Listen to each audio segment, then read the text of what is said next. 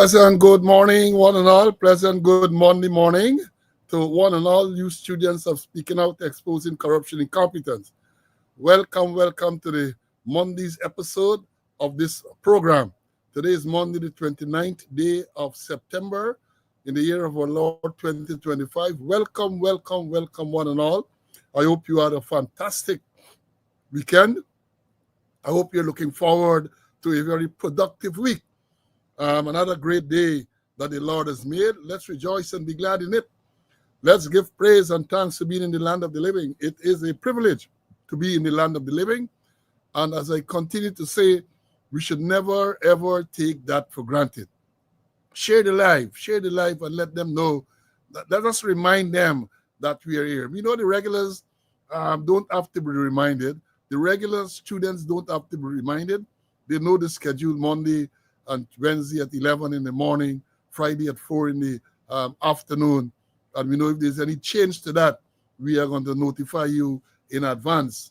And we say continue to subscribe to the channel, continue to follow the page on Facebook, and you will get these notifications. You know, only this morning I was reviewing the YouTube arrangement, and many of the regulars have not subscribed. I can look at it and I can see many of the regulars have not subscribed, and they're there in class every day, but they have not subscribed. Come subscribe to the channel, man. Subscribe to the channel, follow the page on YouTube, and you are going to be informed. You are going to be educated. Like every day, we have so much to tell you today. We have so much to tell you. My colleague, CC, is in the studio. I said to him this morning, I hope you ain't got no blackout today. Kind of on Friday, he was curtailed because he had blackouts note, mind you, and he couldn't participate fully in the program. I tell him, he said, look, don't put your mouth on me, because when you talk about blackout, the next thing GPL can dash it in me. So yes, here we are, this great day that the Lord has made. Let's rejoice and be glad in it. Let's give praise and thanks for being in the land of the living. And we are going to be with you after we go through the announcements. You know, we do roll call. You know the format of the roll call by now. We acknowledge those students who are in the class, in the schoolyard in the first instance, very early. And those who are in the classroom when the doors are open, those who are here early, we acknowledge them. We give acknowledgement to them. So when we schedule this morning at 8 o'clock, that's the next thing you need to note. On Mondays and Wednesdays now, the program is scheduled. The school gates are open at 8 o'clock. Instead of the usual 7, we open it at 8 o'clock now. So we open at 8 o'clock this morning. First man in, down from the hills. Maybe get back the janitor work. Marlene was there as the first man. He was followed by Sean from upstate. They all came in at 8. Janella, Danny, Ezzy, Carl, Johnson, Kenneth is from Maryland, Aubrey from Canada, Jakey, another man from Maryland, Puran from Essequibo Coast, Earl, then was Joan from New Amsterdam, Patrick all the way from the UK. He came in at 8:01, followed by Evelyn, Denise, Derek, Rosalind, Anthony, Ezla, Clarence, Vashti, Ian, Lucius, Moses, Eric, 8218, Marcus, Emerson, Sandra, Vashni, and then the angel came shortly after. Wayne all the way from the UK. Ivor is here. Then we have, he said he's from Region 11. Morton, Winston from California, Oral, and the list goes on and on and on. And when those are the people who came in the schoolyard, early entrance into the schoolyard. And then when we went live and the doors were open, the school doors were open, we had quite a number of students there. The first person in was Lennox. He was followed by Edward. Edward got beat out this morning, man. Lennox beat you out this morning. Then it was Rosie Rose, Marvin, Pam from the West Coast, Stian, Wales, Sharon, Sister Triforza came in very early too. So yes, we are here to give you the credible, valuable information. And for the announcements now, we start with those sad announcements first, and then we move on to the more pleasant ones. Um, we told you about the death of former member Dana Dalgetty, W290. I got the information about our homegoing this morning. They say a viewing and service on Thursday, the 2nd of October, between 5 and 9 p.m. at Frank Barone Funeral Home for the 516 Avenue D, Brooklyn. And then a repast will follow immediately after at the American Legion Hall, which is located at 1130 East 92nd Street in Brooklyn.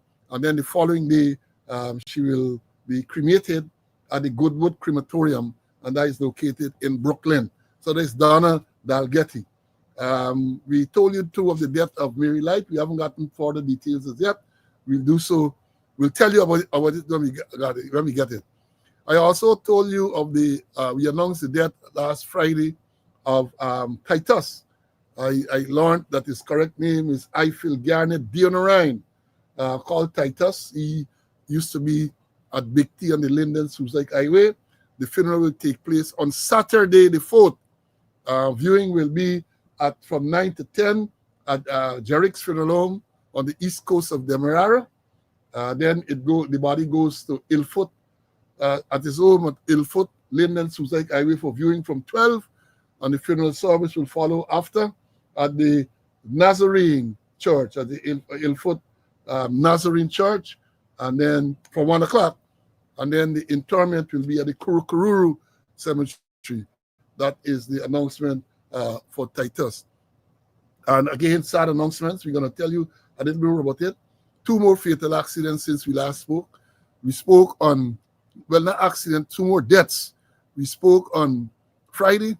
And the very afternoon, we learned of another fatal accident where, and I think it's on the Kokwani Road or trail, something like that, where they say a young driver, unlicensed, driving a vehicle, and he crashed and he died.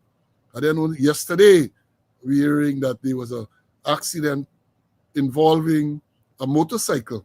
The rider of the motorcycle, 22 years old, we understand, he had 2 other persons on the motorcycle. He lost control negotiating a bend, crashed into a bridge, and he died. I'm not sure of the condition of the other 2. Initially, they had said that the condition was critical. I don't know. But we have a lot to talk about it, but I'll talk about these accidents again. We can't stop talking about it because it's almost every week when we come, we have fatal accidents. Imagine a country of less than 1 million people, about 800,000 people. Every week, you have people dying. Young people dying, and this thing must raise alarm bells should be ringing, but in many cases people are silent.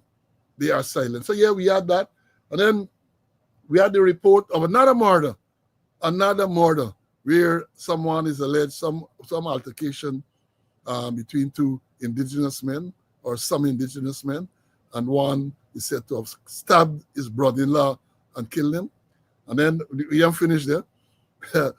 we get in report over the weekend of men going to hunt, and then one is accidentally shot and killed. The story is that at some stage they were attacked by African bees, and they went separate ways. And it is reported by one that they ordered gunshot. And when later they checked, they found one of their colleagues lying in some drain with apparent gunshot wounds to the back of his head or something like that. Blood all the time, blood. And then, as I've said, I don't know what is going on. Some of these things, of course, are natural because this one is some lightning strike in Region 7 killing a farmer. Lightning struck a farmer in Region 7 and killed him. Well, this thing is sad. This thing is sad. It gives us no pleasure to announce these things, but we must be aware of what is going on, and that's we inform and we educate. So this is for information, and not only information, but to implore you to be safe, to continue to ask you to take every measure to make sure that you are safe. Now we're gonna move on. We're gonna come back and we're gonna talk about the accident. We're gonna talk about the accident and the carnage on the road because if you look at the notification for today's program, we did say that we're going to continue to address the carnage on the road. And I wrote a letter to the media offering a suggestion. It is published in today's Stabrook News and Kaito News. I'm not sure if it is published elsewhere. And I also have it posted on my personal Facebook page and also on Speaking Out Facebook page. So we're going to talk about that a little more as we go along. Now for the up here announcements, for the more pleasant ones, birthday greetings today is going out to both the greetings is the birthday greetings are just get like them there are going out to Woman Inspector Ruby King Blair. I understand that she's observing her natal day today. Also observing a natal day is Michael Cart. I think he's an assistant superintendent. I'm not sure. But to me, the most famous birthday today is a friend of mine. Friend, right? Lancelot Richard Gibbs, better known as Lance Gibbs, former West Indies cricketer.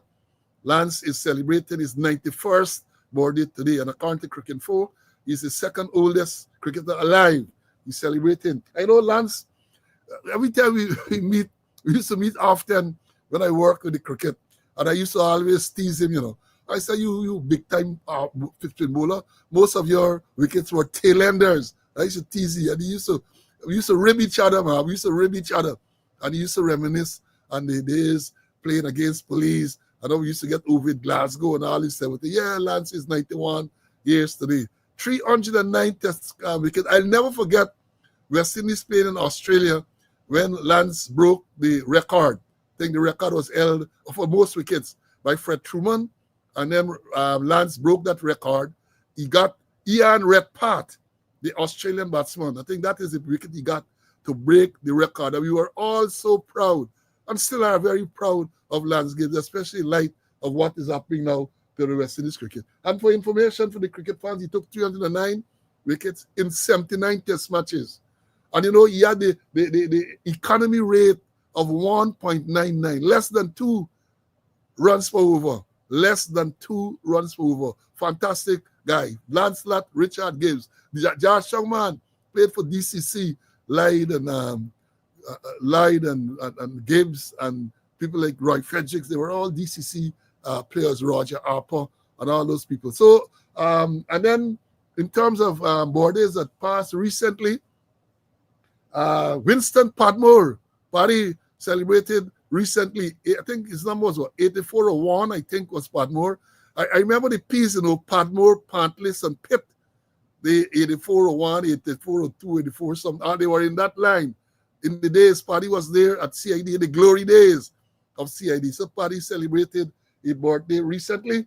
And then we also had one that we missed of a very loyal student, Queenie White. Queenie celebrated a natal day recently as well. And in terms of advanced birthday greetings, I want to say advanced birthday greetings to a very good friend, retired Senior Superintendent Louis Crawford. Louis Crawford is celebrating tomorrow. And then, you know, we are the same. So tomorrow you're going to be 70. Let me skin you up, Louis. And I used to tell you, say, hey, I older than you because I was born, we all born the same year, but I born in July and Louis born in September. So I get a couple of weeks. I get a couple of weeks funny, right? Also celebrating tomorrow is one of my ranks, older ranks back in the day at TSU. Dudley, Donald Ramsey, Dudley. We used to Dudley net.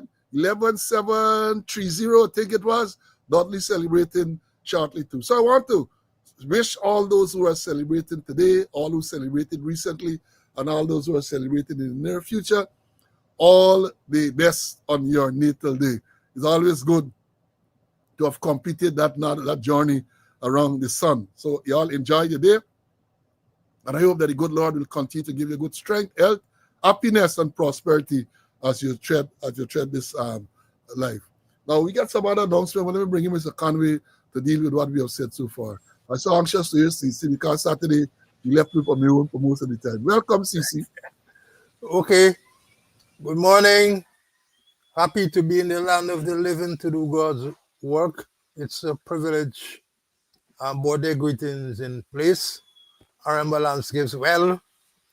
And I remember a couple of incidents, when he used to go into bat in Trinidad at the Queen's Park Oval, and when he go in, the crowd used to sing, Amen, Amen, Amen. He never used to make any kind of runs, but he used to get the wickets.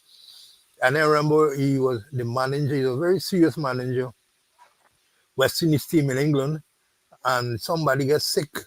And the Brian Lara was coming tell he go to him and say that he should play in the test match. And he turned to Brian Lara and said, look, let me tell you something. You believe you is Gary Sobers, but you don't play in this test match. And Lara said, well, I'm not Gary Sobers. I'm going to break some of Sobers' record and things come to pass. I want to shout out to two females who are students. I was at the Georgetown Hospital. They were also there visiting. And they come to me and say they're students. They're from Linden, two cousins, and then they enjoying the program and said they would like to reach Mrs. Slow sometime. And also I wish to express sympathy to three wonderful women. Call them my first name, June, Jean, and Faye. Spoke to them already. I met them at number 10 Myconi Branch Road there, the health center. Their mother was a midwife there.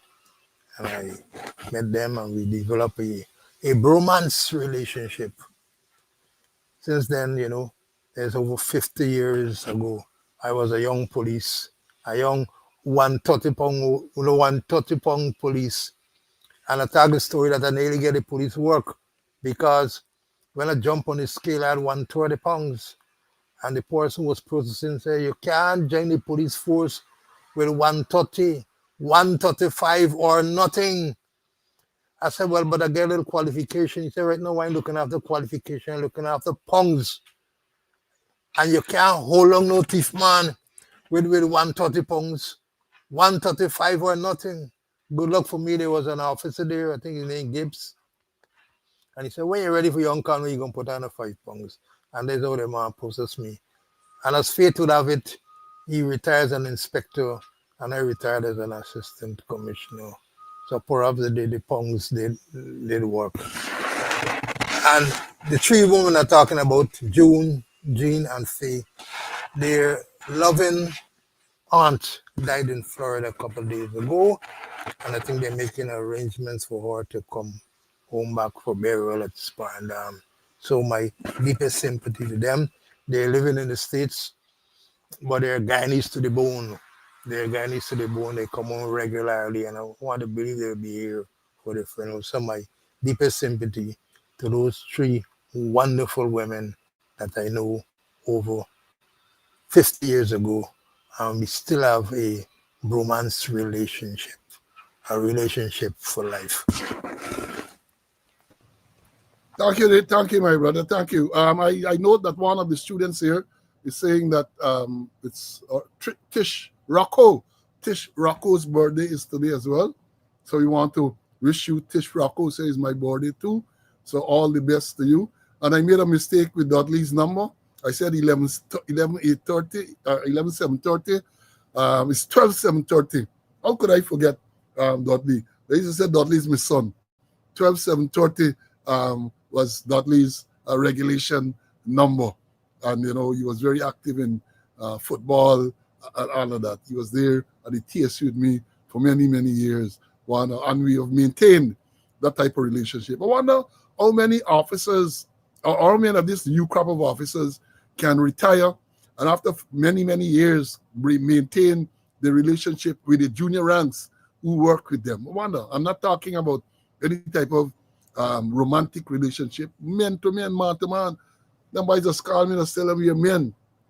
We are men. Some left us constables, some left us different rank, but we have maintained the respect, the mutual respect remains. The mutual respect remains. Now, for this one, Sean and the others, cricket, we got to touch on cricket briefly, even though we know some of the students like to hear anything about cricket. We had, let me start with the nice one. Yesterday, we had the final between Pakistan and India, the Asia Cup final. And, Pakistan once again flattered to deceive. They started off like a train. And then Kuldeep into the skin and they collapse. They collapse. And then India, they start in a little wobbly, but then they prevail in the end. India get depth, India get talent, India get depth. And then, like everything else, once you have India and Pakistan, there must be some controversy. That is a given. India and Pakistan have to be, there must be some controversy. And yesterday was no exception. So at the end of the game, normally you get post-match presentation for long, long, long, where there no presentation. Then eventually there was a presentation. And then the news coming out of that is that the Indian team refused to take the trophy and the medals because the person who was identified to present the trophy and medals is a Pakistani on the ICC, the International Cricket Council, who is also the claim is a minister in the Pakistani government. So the Indians refused to take the trophy from him and the medals. They didn't take no trophy, they didn't take no medals. So the controversy is there, complaints and all these type of things. That is what goes on. Once you have an Indian-Pakistan match, you're going to get a little controversy. One way or the other, you get controversy. Right? And then, we suffer the ignominy, West Indies I'm referring to, of being beaten by Nepal. Nepal, on Saturday, they had this first T20, Nepal against West Indies. Nepal made a 138 or something, 148. Some score, West Indies couldn't make it. And let me tell them who say, some of the people writing, they write a lot of nonsense to say that Nepal edged West Indies or something. No, edged 19 runs in a one day, to have lost in a T20 rather, to have lost by 19 runs in a T20 match is a beat up. Let me understand it clearly. To have lost by 19 runs in a T20 match is bad licks. Bad licks. So don't come but Nepal edge the West Indies. And right as we speak, I think the second match should be going on now. Let me hope they can come around to level the series and shave all of the fans some blushes, some tears. But that is the level that we have come to. We have to admit that is where we are. We must admit it. And I have said it repeatedly. That is where we are as a cricketing nation, as they would say. Kind of say we're a season nation. But I always tell them one of the problem is West Indies is not a country, right? West Indies is made up of about 16 different countries, sovereign countries, and my own view is perhaps that is part of the problem. So yeah. Then the test team is in India. I think they start on the second, the first test. Well, let me tell you all this prediction. Because in that series our two main bowlers, the Josephs, Alzari Joseph and Shamar Joseph, have been ruled out of the series because of injuries and whatever. So the strike force is not there, right? So let's see what them 2-day and 3-day test matches. If any of those matches go in to the 4th day, that will be a victory for West Indies, I would think. And if West Indies were to bat first in any one of those test matches, 3 and 4 day, that's it. Unless you get weather interruption. I'm being practical. I'm being realistic, right? I'm not going to be like the proverbial ostrich and bury my head in the sun and let my backside explode. That's the reality. That is where we are. We must admit it. We must admit it. Now let me move. And then the next word about cricket today is that in the England all-rounder Chris Woakes has resigned from international cricket. He has resigned. The team to take part in the Ashes later this year was named, and he was excluded. And I think the selector said, well, he's 36 years old. So they got no place for you in the future. So he did the honorable thing, and he retired. Right? He retired. So that is it for cricket. We had the yesterday, I think it was, the closing the Amerindian Heritage Month. Had some closing at the Everest EICC. I always remember them as EICC. Many of the younger people don't know. The same Everest was known when I came to, well, I think it was in the 70s, up to the 70s, EICC, East Indian Cricket Club. Yeah, I got to understand these things. That's the name, Everest Cricket Club, opposite police training school there, Camp Road. It was EICC, East Indian Cricket Club, right? East Indian Cricket Club. And then they renamed Everest Cricket Club. Right?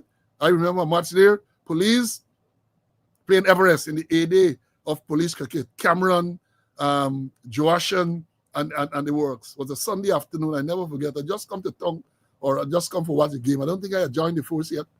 And B.L. Crombie came around this Sunday afternoon to find out the scores, and he learned that the match is over. He said, match over, you mean? Police, I think there's a record up to now. Police bowl out Everest for 9 runs. Police bowl out Everest. Them days was the day in two-piece cricket ball. Bowl out Everest. And Everest, all of those stalwarts were Guyana player from Port Morant used to come and play for East Indian Cricket Club, EICC, and they got bowled out for 9 runs. I think there's a record still in senior local cricket in Guyana. So yes. So we must always remember these things. It's part of the history. We have to remember that part of the history. So Crixworth at 36 has bowed out, and that is what we have for cricket. Now bring in CC, and then we go to the more meatier stuff. Yeah, CC. So I'm sure you're a cricket fan. You would have looked at the game yesterday. I'm sure if GPL allowed you to. Your views. Well, I didn't see the thing in the entirety. I look at the highlights and I enjoy it. And I know, as you mentioned, Pakistan and India, anytime they play is war. War on the field and war off the field. So I enjoyed it. Was a good match. Down to the bottom there was 14 runs over 2 overs or thereabout, But when India and Pakistan playing, expect a lot of excitement, thrills, and a lot of unusual things will happen. Yeah. And I was telling you about Everest. There was the American Heritage one closing yesterday. They had some football game there. And I read this morning, controversy Europe. Somebody telling me Nepal 93 for 3, half of 13 overs. Trouble in the dance. 93 for 3, half of 13 overs. They're likely to make about 150, 160 if it go at the rate. Trouble in the dance.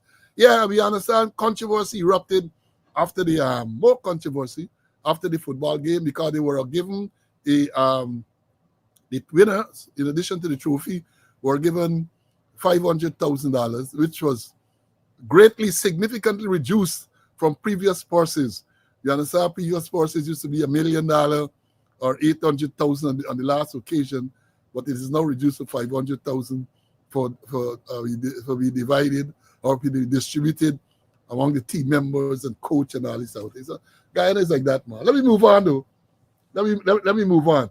I want to tell you, we got so many things to tell you, but the one that shocked me over the past couple of days, really, really shocked me, is this story about the superintendent of schools, the school district in the U.S., Dr. Ian Roberts, being arrested by the immigration people who claim that he is in the States illegally. I was shocked. You know why? But when I saw this story, and I saw Ian Roberts, the name rang a bell immediately. So I looked for the picture, and then it was confirmed that is the same Ian Roberts that I knew. In case you don't know, Ian Roberts was a police officer in Guyana. He was a cadet officer in the 90s. Very promising young officers, very disciplined, promising. I remember him as being that. And then I recall, I knew about the time when he left the force and he migrated. We're learning now that he migrated on a student visa, and apparently his papers were never regularized. This man came to the States in the late 90s, according to what they reported. He did his bachelor's degree. He did a master's degree. He did a PhD. He worked in several states in the education field, rose to the superintendent of the district I think it's Iowa, where he was working. And to learn now that they claim that this man, people, was not regular. He's illegal in the United States. That was a shocker to me. That was a big, up to now, I can't get over the shock. I remember the man, I remember him too, apart from being a police officer, I used to be associated with the police athletics team. And he was an athlete. I think he used to do middle distance and so on, the athlete. So much so that while living in the States, he represented Guyana at the Olympics. I think it was Tokyo Olympics. He represented World Games as well. So this thing, I can't understand what happened there. What happened there? But before I bring in CC, I'm sure CC might remember Ian as well. I hope that things work out in his favor. 26 years or so to have been here, to have qualified himself academically, bachelor's degree, master's degree, doctorate degree, worked in several states in the education field, and now for this to befall him, I pray and I hope that this thing is resolved in Robbie's favor. I hope 2000 Olympics here in Australia. Say that. Yeah, CC. I remember him, well, go to 400, 800 meters, man. And he used to play basketball for the Guyana Police Force. At one time, he was under me. I was the sports officer. I remember him and Marion, and Marion and Brennan. Those were people of the sports section that used to excel, who we sent on overseas meets in the Caribbean. And I also remember him he went to the games in Australia. Marian Bonnet also represented us. I think she went to the finals and she lose out. I think he get eliminated when they on the earlier rounds. But I know I'm a well disciplined, bright guy. And it's amazing with all those qualifications. Something wrong somewhere. How you could pass through all those various layers, and then now you're saying, hey, you go with a free a student visa, and something is wrong somewhere along the line. I hope and pray, that things started out in his favor. Yeah, let me say this. Yeah, I read some of the students saying, think Kwame saying that the article said that he spent his formative years in Brooklyn. That can be accurate. He was a young man in Guyana. He joined the Guyana Police Force. He underwent the cadet officer training. He was a cadet officer in the Guyana Police Force, and then he left in the 90s. So if they say he's now 54, so I don't know what formative years they're talking about. That must be a mistake. It must be a mistake. I remember that the man won the 800 meters at the CSC Games all in Barbados. I remember that.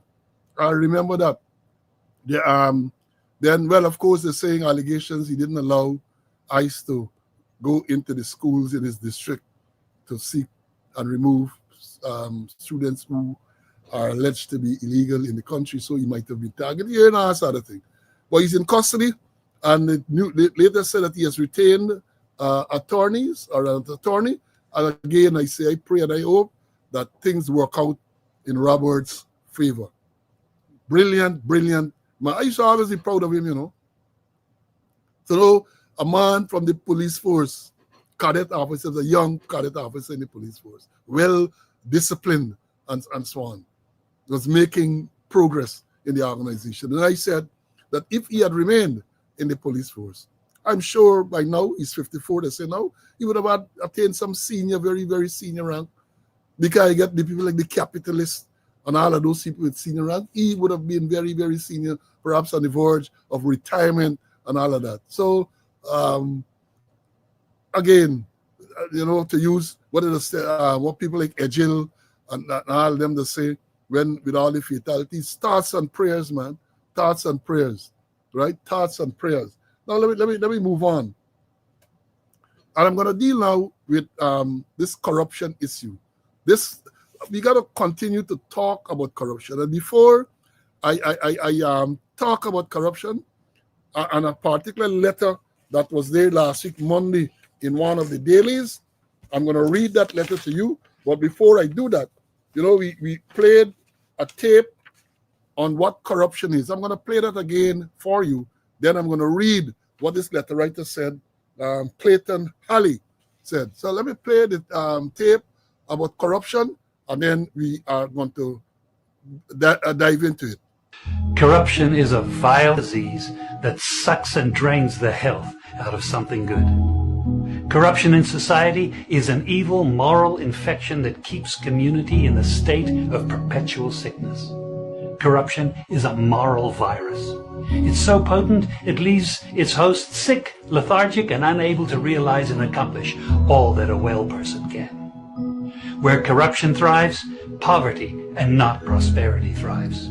Wealth is grabbed into the greedy, grubby hands of those who get fat on the toil and labor of good people. Corruption benefits, only temporarily, those who participate in it. Everyone else is a victim of the theft, the deceit, the dishonesty, and the lies that corruption feeds on. You need to know that a corrupt person is stealing from you. Corruption is filthy work and despicable acts of treachery done under the table and behind closed doors. Corruption is a disgusting shame. Corruption keeps a nation back from true development and from progress. Wise investors steer clear of a corrupt environment. They would rather put their resources into a place where the playing field of opportunity is equal for all and not bent towards feeding the financial lust of corrupt, lying, cheating, thieving politicians and government officials. How many wonderful development projects have been lost because the investors didn't want to do business in a swamp of evil? When those great projects go to another nation or to some other place, we all lose. Believe me when I tell you that corruption steals from you, it steals from all of us. Corruption plunders the nation's wealth. Corrupt people compromise on truth, equity, and fairness, choosing instead to feed off the short-term benefits of crookedness, exploitation, and financial perversion. Corruption is not just a personal matter. It's a culture. It's a way of life, not just for individual people, but for companies, communities, governments, and nations. Corrupt nations, hiding behind large companies, will seek to invest in other weak nations in order to take over the assets of the nation that they've invested into. They will provide financial loans to a nation for the much needed infrastructure, and they will do it with assets that they provide. They will sign contracts by lining the pockets of rotten government officials who participate in this kind of corruption and are then held hostage by their own deceit and greed. Corruption is nothing less than a form of theft and national robbery. A corrupt person steals from everyone in society. We all lose when corruption is rampant. Those who participate in corruption have chosen evil over good, lies over truth, and personal gain over well-being of all. To be corrupt means to be rotten.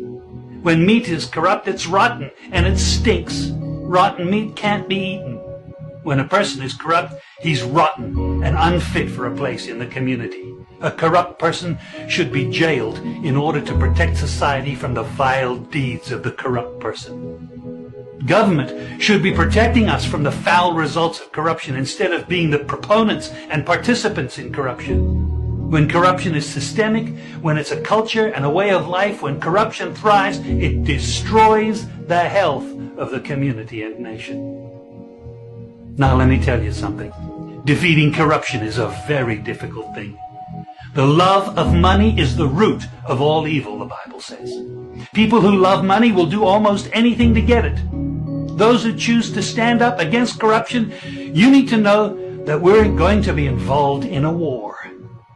We will be threatened, vilified, intimidated, marginalized, and ridiculed. These kind of people who stand up against corruption will often feel alone, as if they are the problem instead of the solution.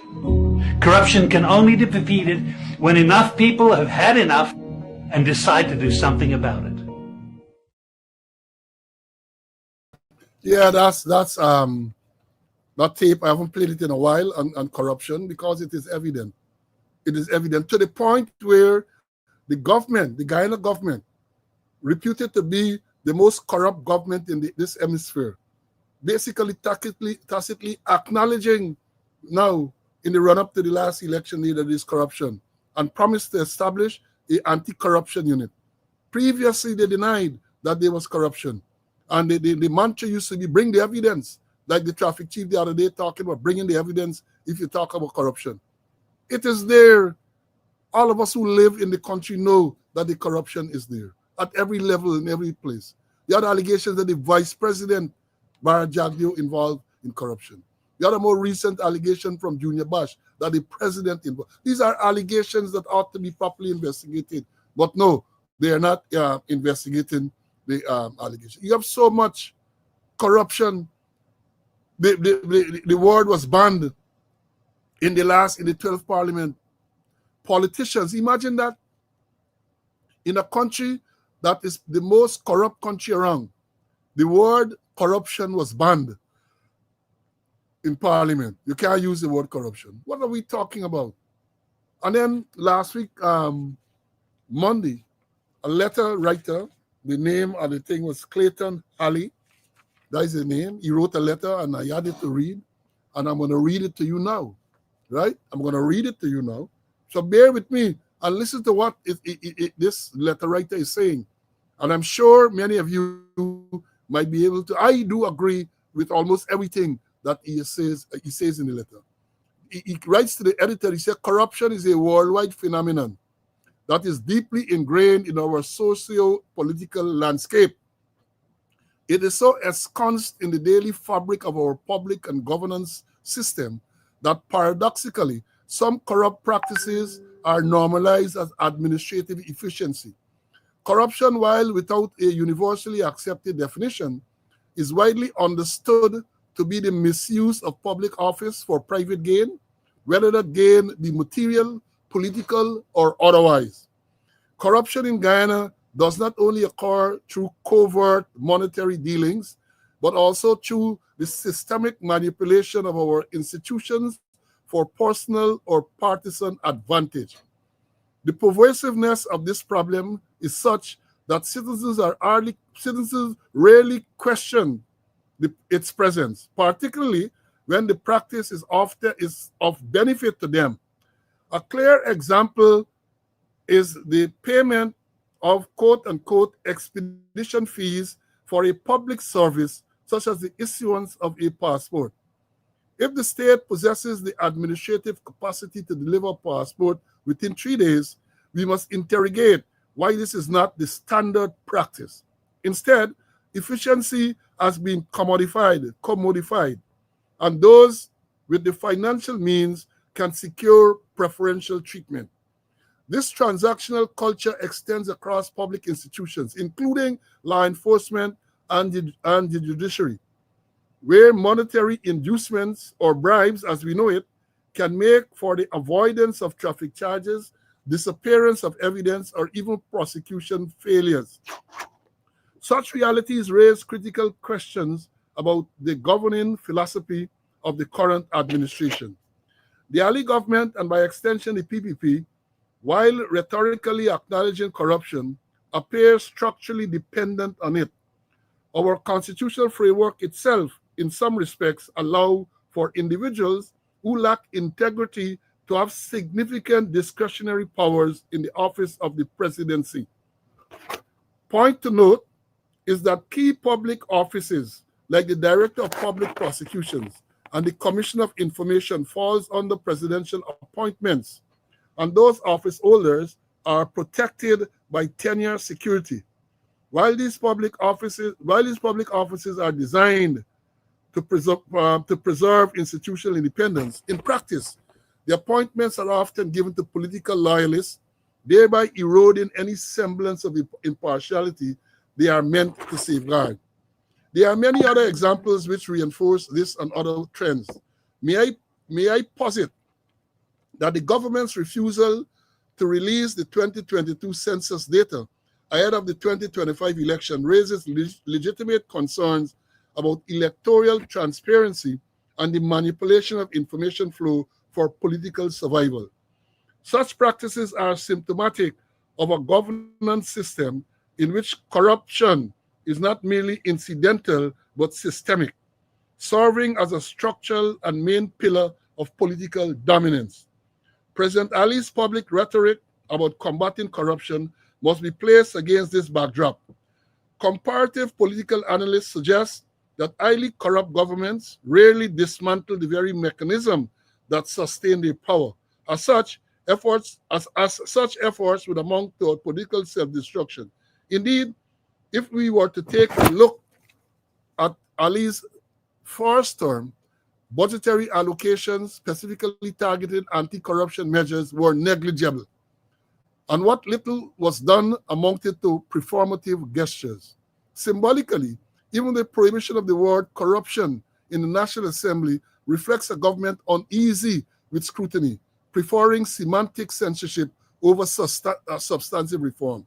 It is my belief that repeated statement from the United States government in highlighting corruption involving high-ranking officials within Guyana has prompted President Ali to make bold declarations about addressing corruption in the second term. Whether those promises materialize into meaningful reform or merely constitute another facade, time will tell. In concluding, the entrenchment of corruption in Guyana is neither accidental nor peripheral. It is systemic, institutionalized, and sustained by a political culture that conflates governance with patronage. The persistence of the any People-Together Party-led administration in power is, to a significant degree, facilitated by this culture of corruption. For genuine transformation to occur, every citizen must critically observe, interrogate, and reject the normalization of corrupt practices, both subtle and overt, which compromises national development and undermine democratic governance. I mean, there's a mouthful, but truer words were never said. Truer words were never said. Corruption all over. Corruption all over. And well, now they admitted and they're going to set up. They're going to set up. They say some anti-corruption unit. But let me before I bring in Mr. Conway, let me tell you another report again. Yesterday it is reported, right? The Guyana Police Force confirms that the allegation has been made that police ranks at the Chedi Jagan International Airport demanded money from a passenger in order to release or lawful items. CCTV footage and other evidence support the claim. The officers involved have been placed under close arrest while the Office of Professional Responsibility carries out a full investigation. The government of Guyana has instructed that from Monday, September the 29th, 2025, all law enforcement officers operating at any port of entry, whether at airports or other border points, will be required to wear body cameras as a measure to enhance accountability and transparency. The Guyana Police Force has zero tolerance for corruption. Any officer found guilty of extortion or bribery will face the full force of the law. The public is reminded that no payment of any kind is required to clear lawful items through Chedi Jagan International Airport or any other port.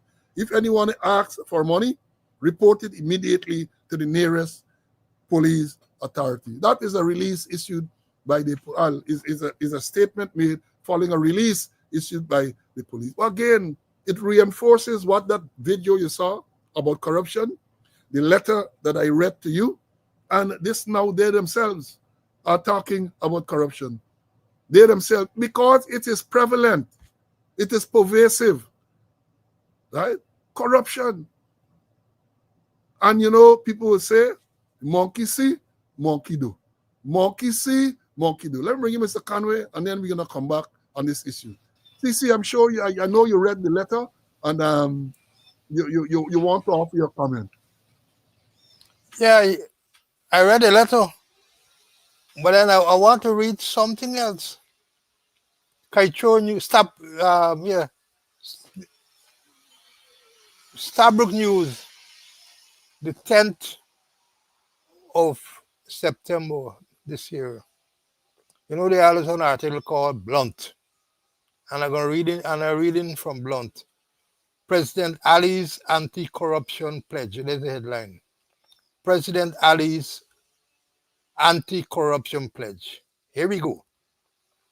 President Irfan Ali has once again pledged to tackle corruption as he begins his second term in office. This is a bold promise, but Guyanese are not naive. Corruption has been the trademark of successive governments, and under Ali's first term, many citizens openly complained that they had never witnessed such a high level of brazen theft and abuse of power before. Billions in contracts were handed out under questionable circumstances.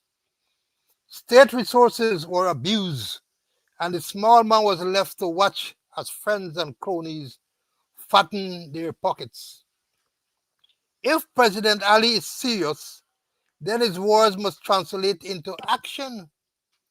It cannot be business as usual, where ministers are protected and corrupt inquiries are swept under the rug. The first test will be his cabinet. Will he choose men and women of integrity, or will he recycle the same faces tainted by scandal? A strong stance on corruption means nobody is above the law. If a minister or official is caught stealing, then the courts must deal with them swiftly and publicly. The people are tired of promises. Ali must either clean house or be remembered as just another president who fooled the nation with empty talk. So I agree, I endorse the statement. So this thing what they're talking about anti-corruption pledge is idle talk, is empty talk. They gotta translate the talk into action, and corruption is widespread. And I know the National Police saying that they get zero tolerance in corruption. Yeah? How you can get zero tolerance in corruption when they extend it, they conform squatter, put it in writing that he get $8.5 million for Brutus's wedding, and that he has a stakeholder approach where he collecting money for people birthdays and weddings and this kind of thing there. So much of corruption is widespread. Yeah, you got Brutus get 250 charges of corruption and other related matters. Yeah, corruption is so widespread where you pay is now $2 million and you get a firearm license.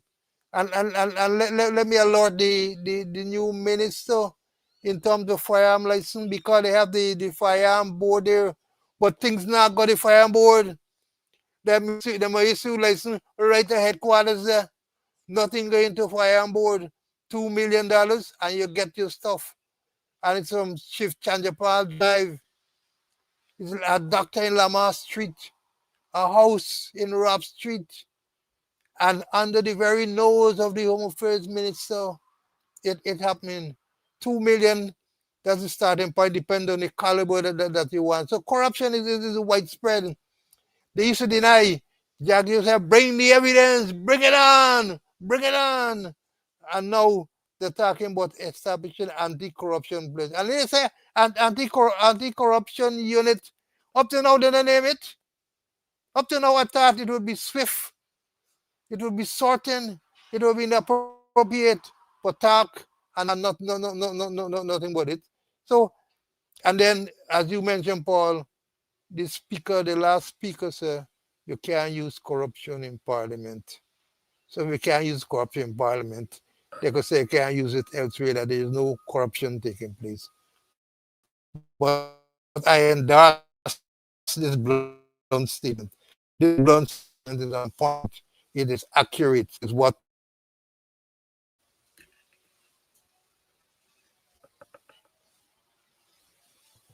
is. Yeah, CCC froze a while there.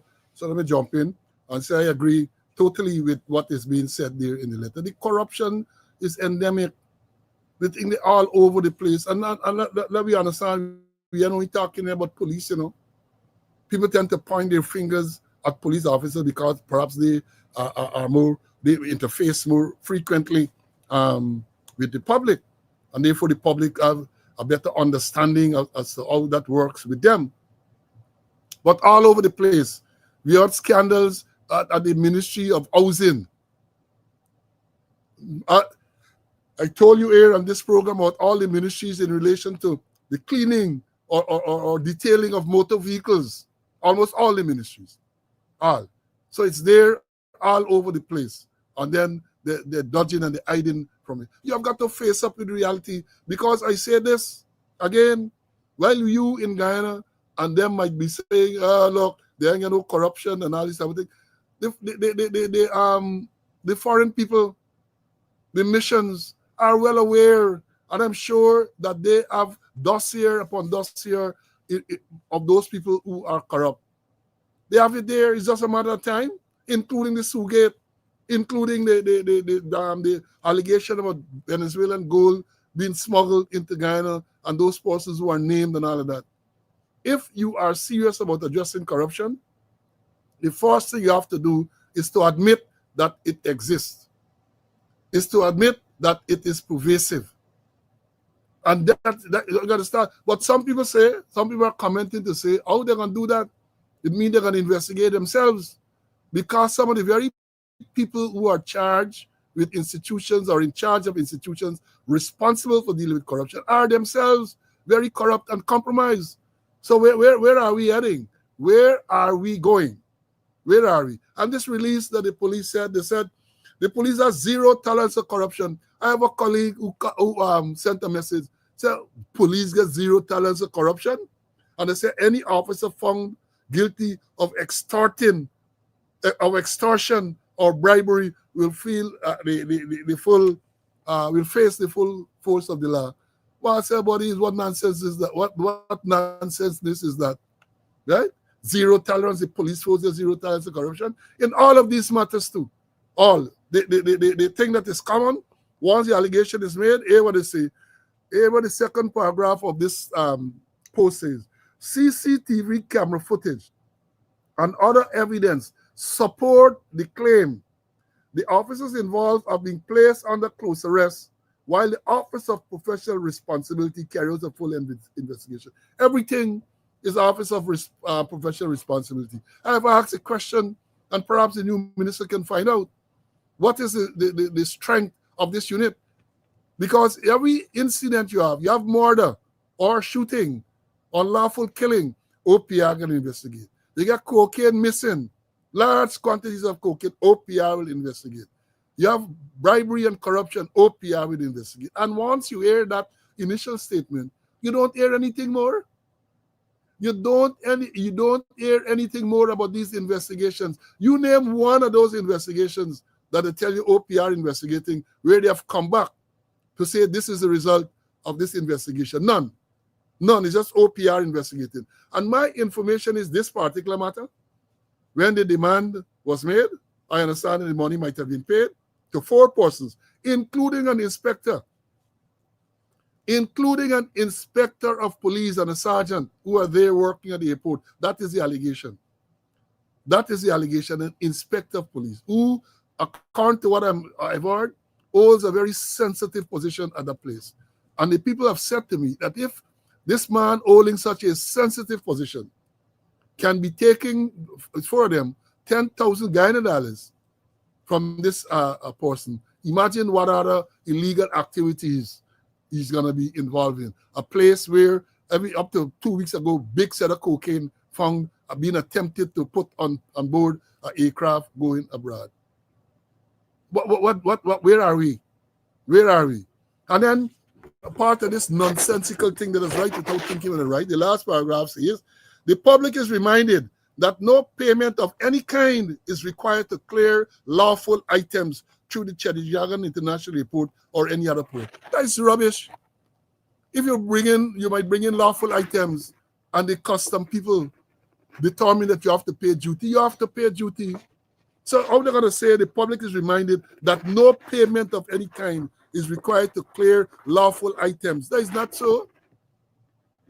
so. Because you can bring in a lawful item, I guess, based on the quantity, custom can decide, well, look, you got to pay duty on it.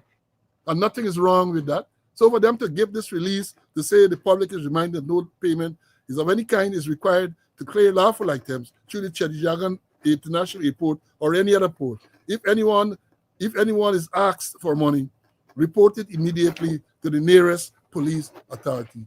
It's a craziness, they're right. And let me tell you what I learned about this matter.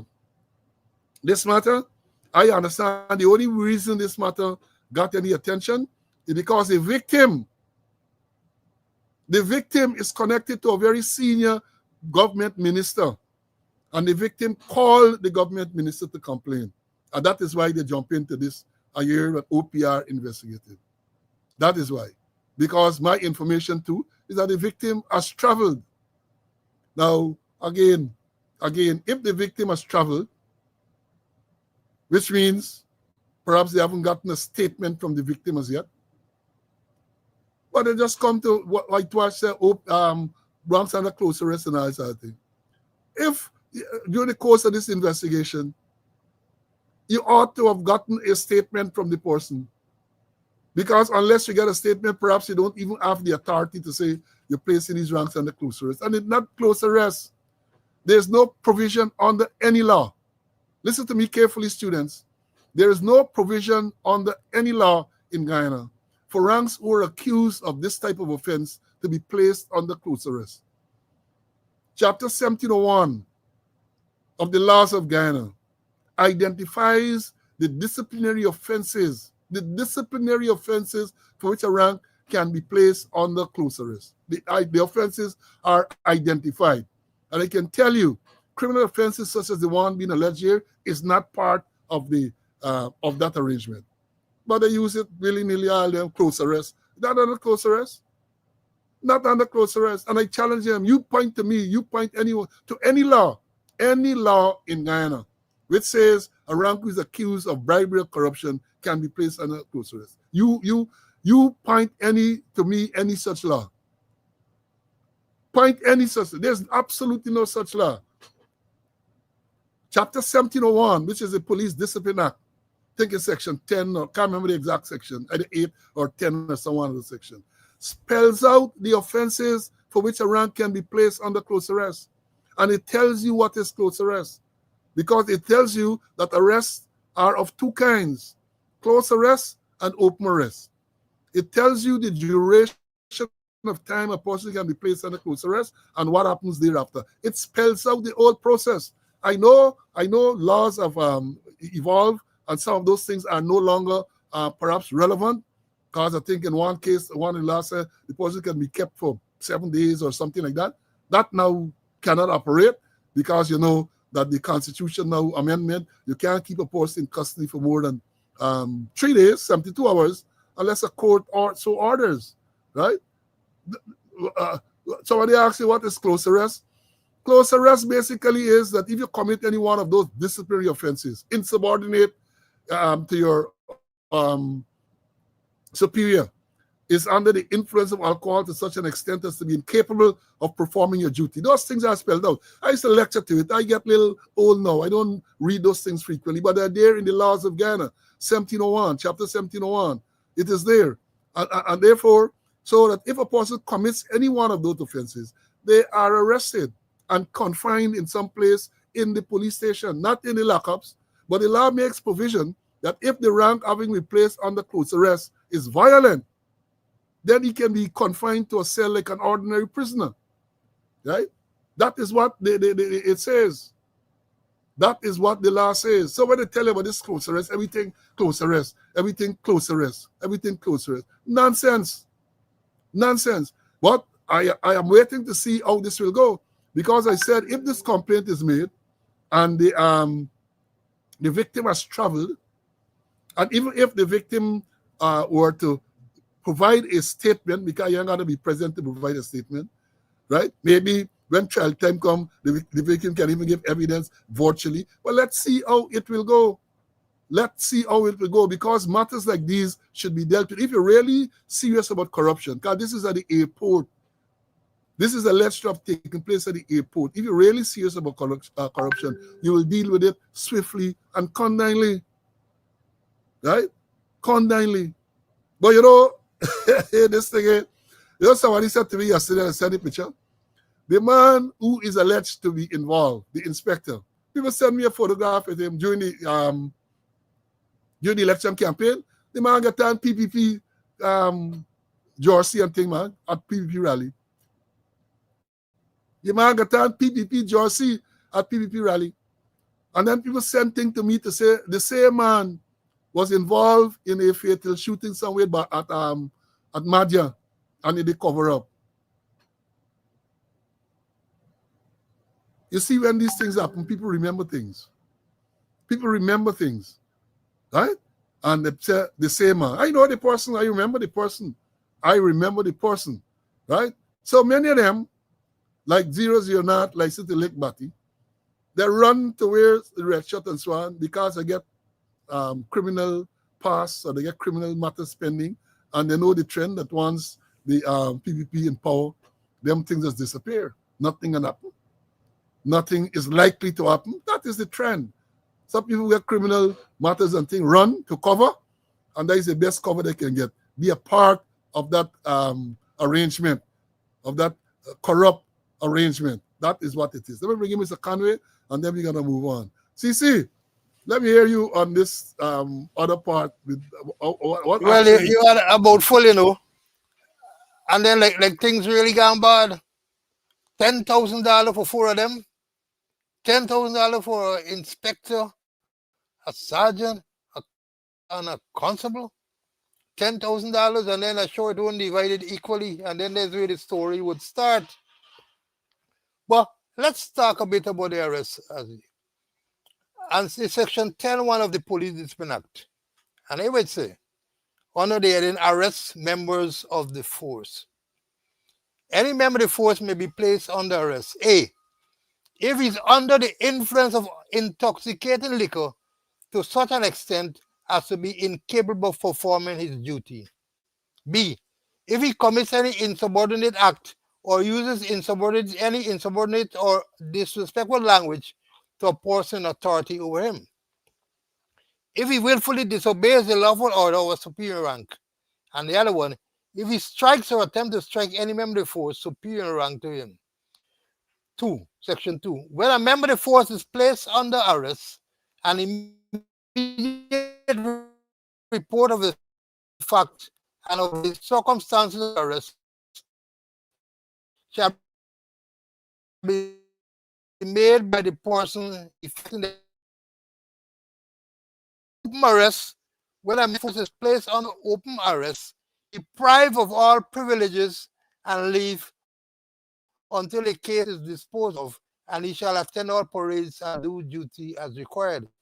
And this quantum is used indiscriminately. Close arrest.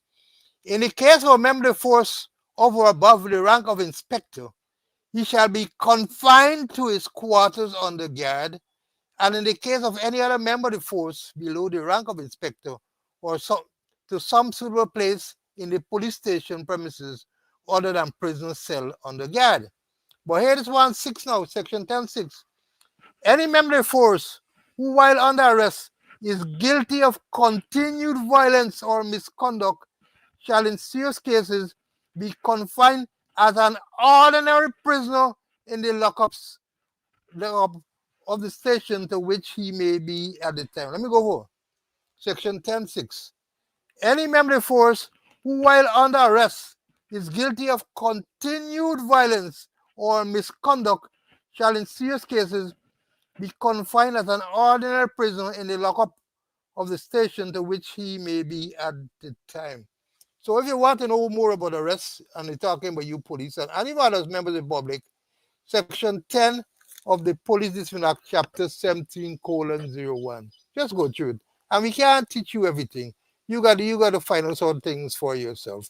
But that section talking about arrests. Yeah, I thought it was Section 10. Well, I haven't been going through it for some time. Thought it was Section 10. Now, Yash, continue to share the life. Continue to share the life. We ain't done yet. We now get warm up. Because talking about improper behavior and so on, we saw this one coming out of Region 1. You know that region is in the limelight. Region 1, Barrymo Winey, the commander there is Krishnath Ramana, I think senior superintendent. You had drugs coming out of there. The previous commander of that region, Imnat Shah, was sanctioned by the U.S. government for being a drug trafficker. Sir, police officer, senior superintendent, sanctioned by the U.S. government for being a drug trafficker. And a lot of drugs, that is the epicenter of drugs in Guyana. Region 1, and other alleged irregularities. Now we see over the weekend, this thing surfaced now where a police corporal in Region 1 is accused of having an inappropriate relationship with a 15-year-old female from the area. Everything, when you hear about the police, in things that are bad, 15-year-old, right? And I read if you read today's Stabrook News, it is there, and I'm going to read part of it for you. He said questions have been raised over the delay in conducting a forensic interview into an alleged sexual relationship between Police Corporal Shazim Khan and a 15-year-old grade 11 or grade 2 student. According to sources close to the case in Mabaruma, it was revealed that the forensic interview was only scheduled after initial police and welfare officer statements were taken. People with knowledge of the child protection law expressed dismay to Stabrook News over the handling of the initial investigation, suggesting that standard operational procedures, which dictate an immediate forensic interview once a report has been made, were not followed. Efforts made to conduct Regional Commander Krishna, superintendent, he's a senior superintendent, Krishna, that I think his correct name is, Ramana, for a comment proved futile. According to a police statement issued yesterday, the gender-based unit of the Mabaruma Police Station commenced an investigation on September 27, 2025. Stick a pin.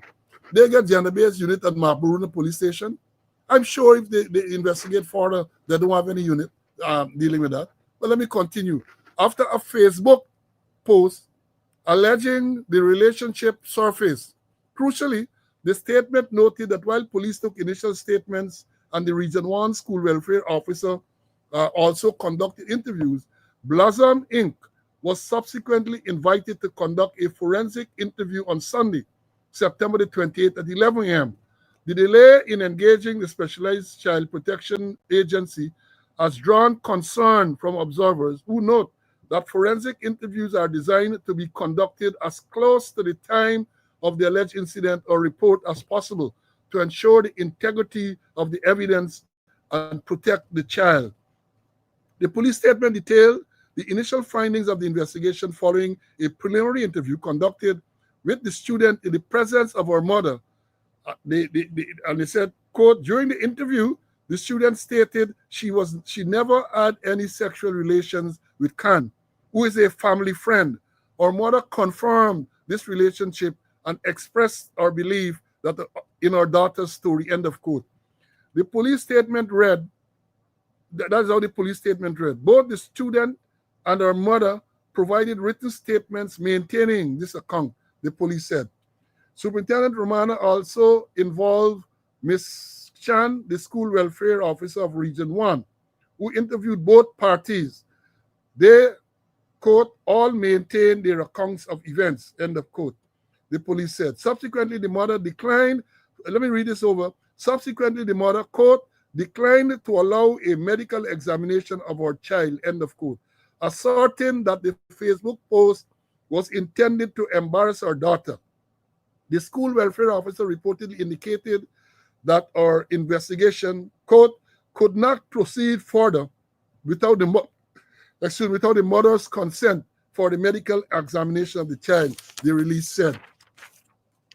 It added that despite the mother's refusal, the police moved to involve Blossom Inc., stating the investigation is, quote, ongoing and will be expedited, end of quote.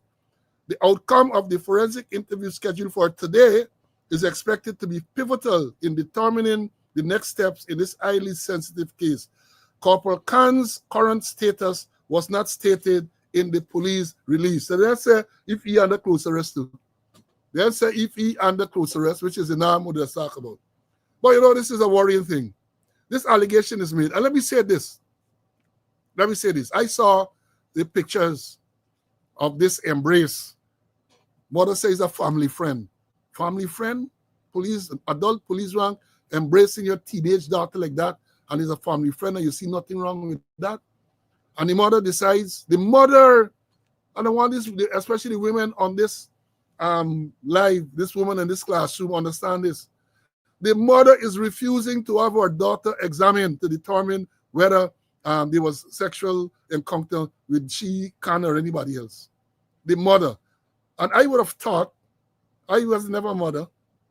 I know some men are mothers. I was never a mother. But I would have thought that if an allegation is made that a big man, policeman, adult policeman, having a sexual relationship with your daughter, that you would be the first to want to make sure that an examination is done to determine whether there's evidence to support this. Because even if she say she and Khan had no sexual relationship, the medical examination will show whether she's sexually active or not.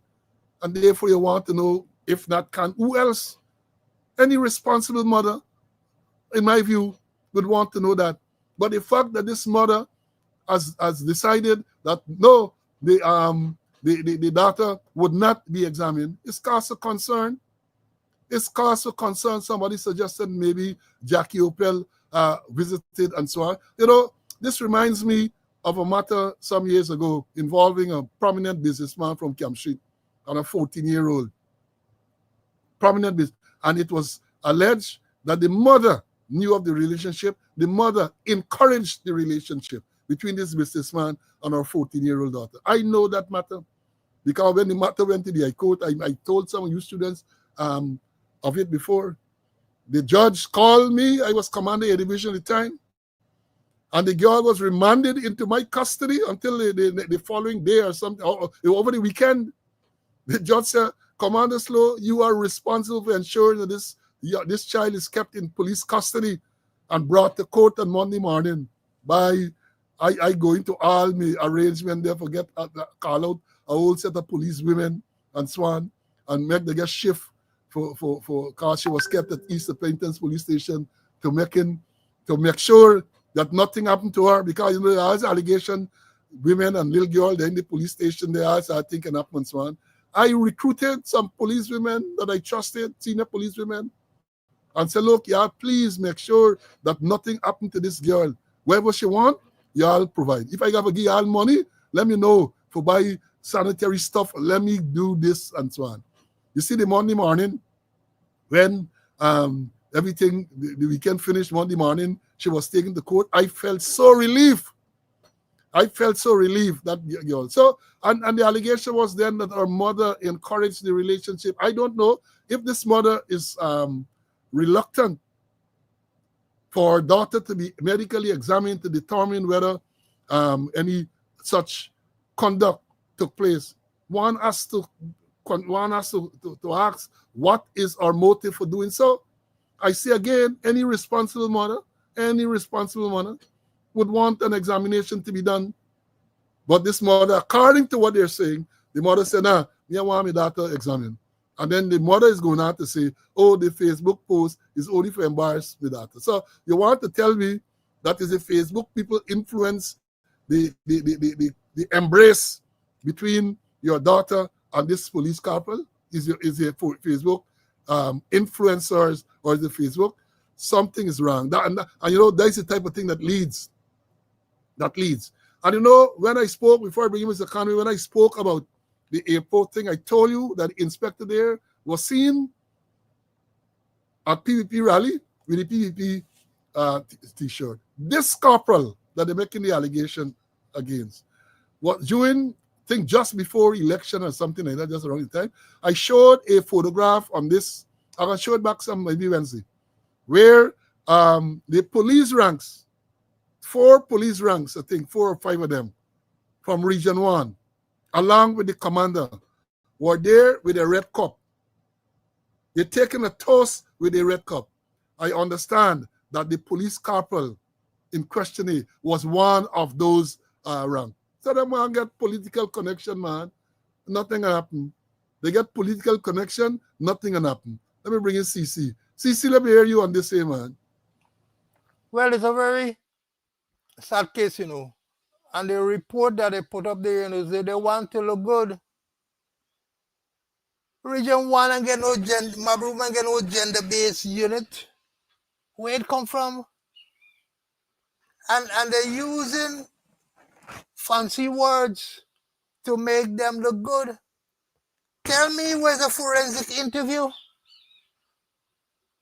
Tell us, what is a forensic interview? To look good, hey, we get to use fancy term. Forensic interview. I did forensic science at the FBI. I got an A. I'm not a forensic expert, but I know certain things, the basic. I did it, forensic science. And for me, simple definition, forensic science is the application of scientific principle in criminal investigation. Let me repeat it.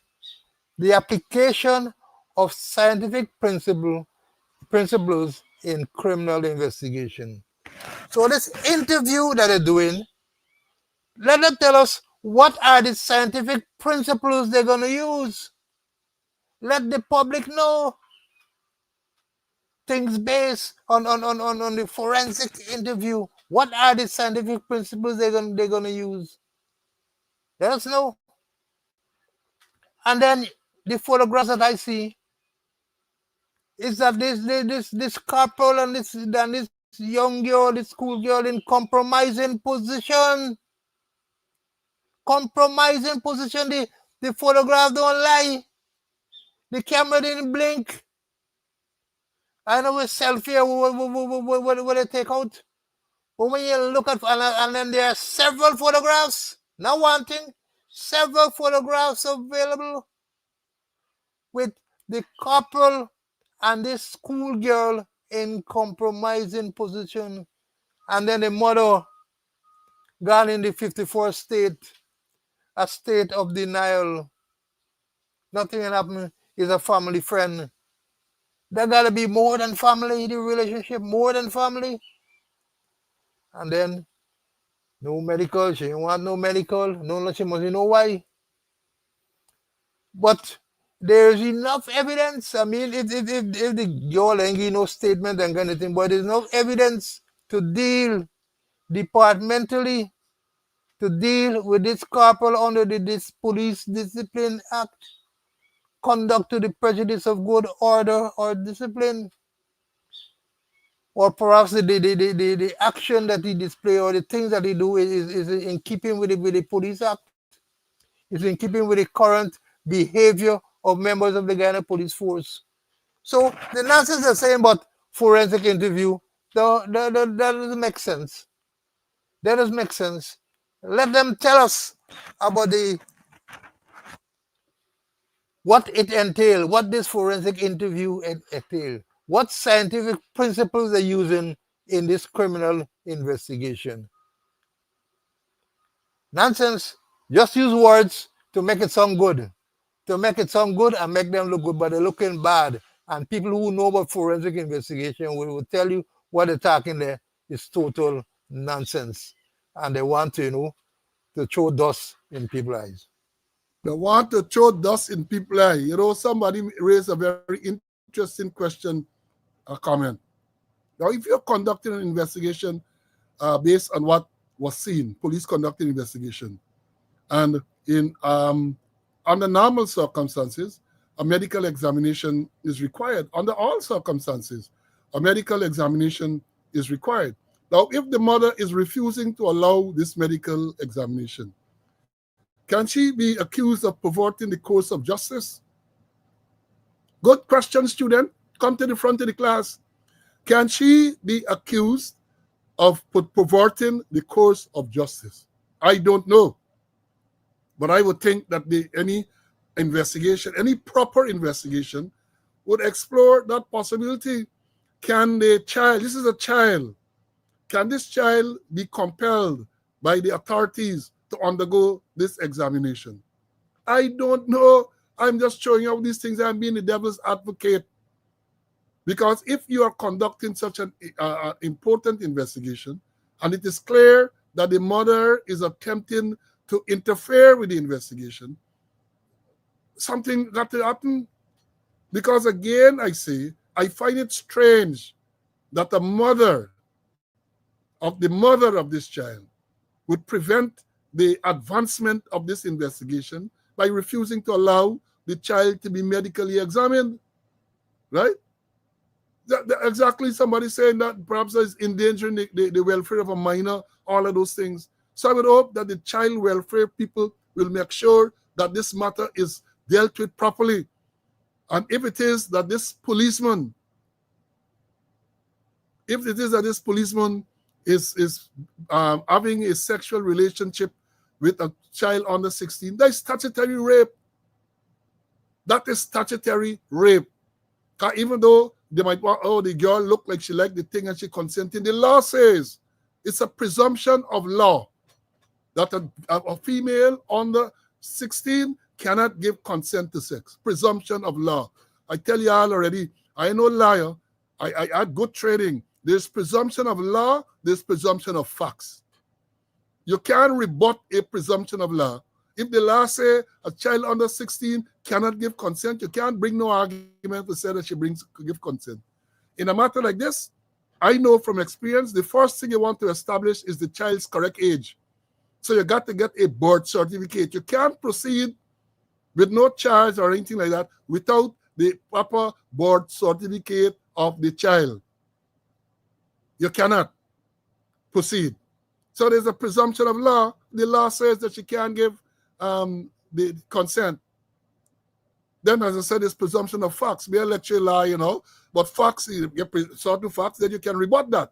But you can't rebut a presumption of law. That is what Ian Chan and all them tell me when I do prosecutors course many, many years ago. And I ain't forgetting that. I am not going to forget that. Right? Now, let me move on. Last Friday, what time? Oh, give half an hour more. Enough time to deal with this subject. Because this is another very interesting subject. Last Friday, we spent a lot of time dealing with the carnage on the roads in Guyana. I know CC was prevented from participating fully, but I spent some time, right, going into all the things that should happen. Because what they are doing in many cases and making no sense. So, for example, over this weekend, we see they had big campaign for motorcycles. Yeah?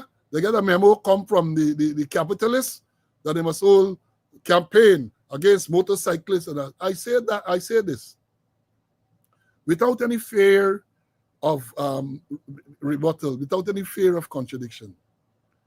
The situation requires a comprehensive review and to look into all categories of road users, not only motorcyclists, not only truck drivers, not only minibus drivers, all categories.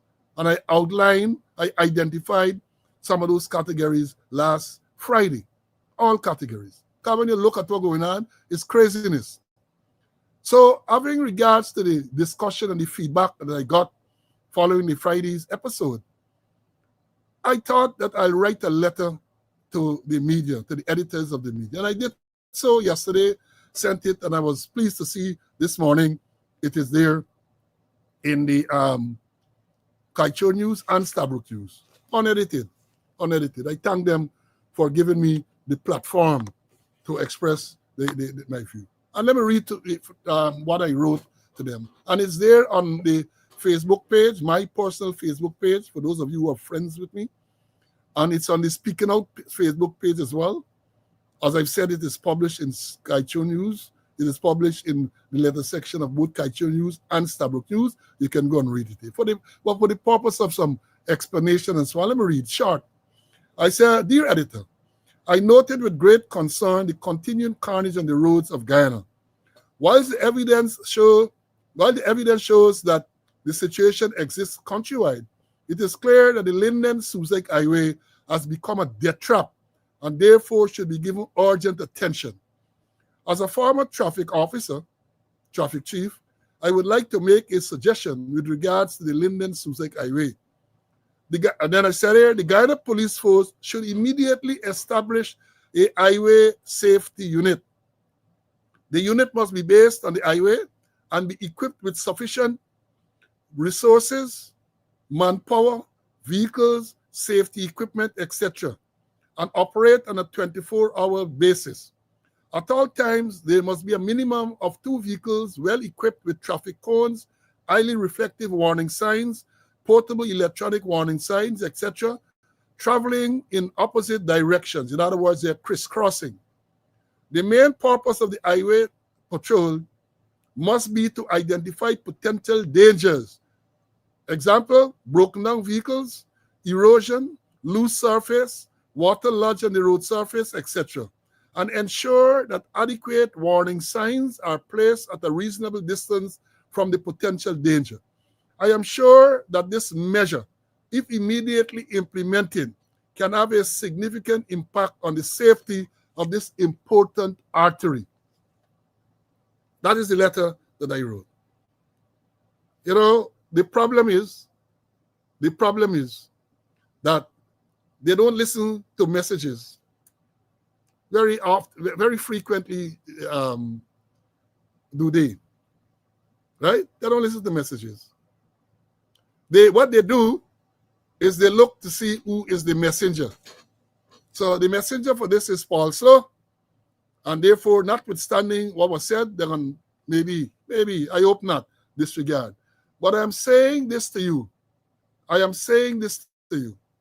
That the Linden Suzaik Highway needs urgent attention. And following the program on Friday, people called me and they told me about some of the things. Even on, if you read the post this morning, look at the comments.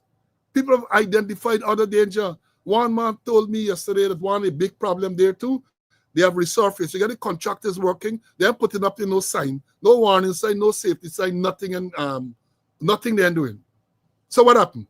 You're driving going, and you are driving within the speed limit because the speed limit on the Linden Suzaik Highway is 100 kilometers, right? 100 kilometers. So they are doing constructions, and there are no signs. There are no signs. So the one person told me you can be driving, and one man commented on that this morning too. You are driving, and then what happens? Man, Donnie, don't give me them depressing news. Let me digress. Donnie's telling me, well, he said depressing to me, that coming back to the cricket, Nepal made 176 out of the 20 overs. And West Indies are 6 for 2.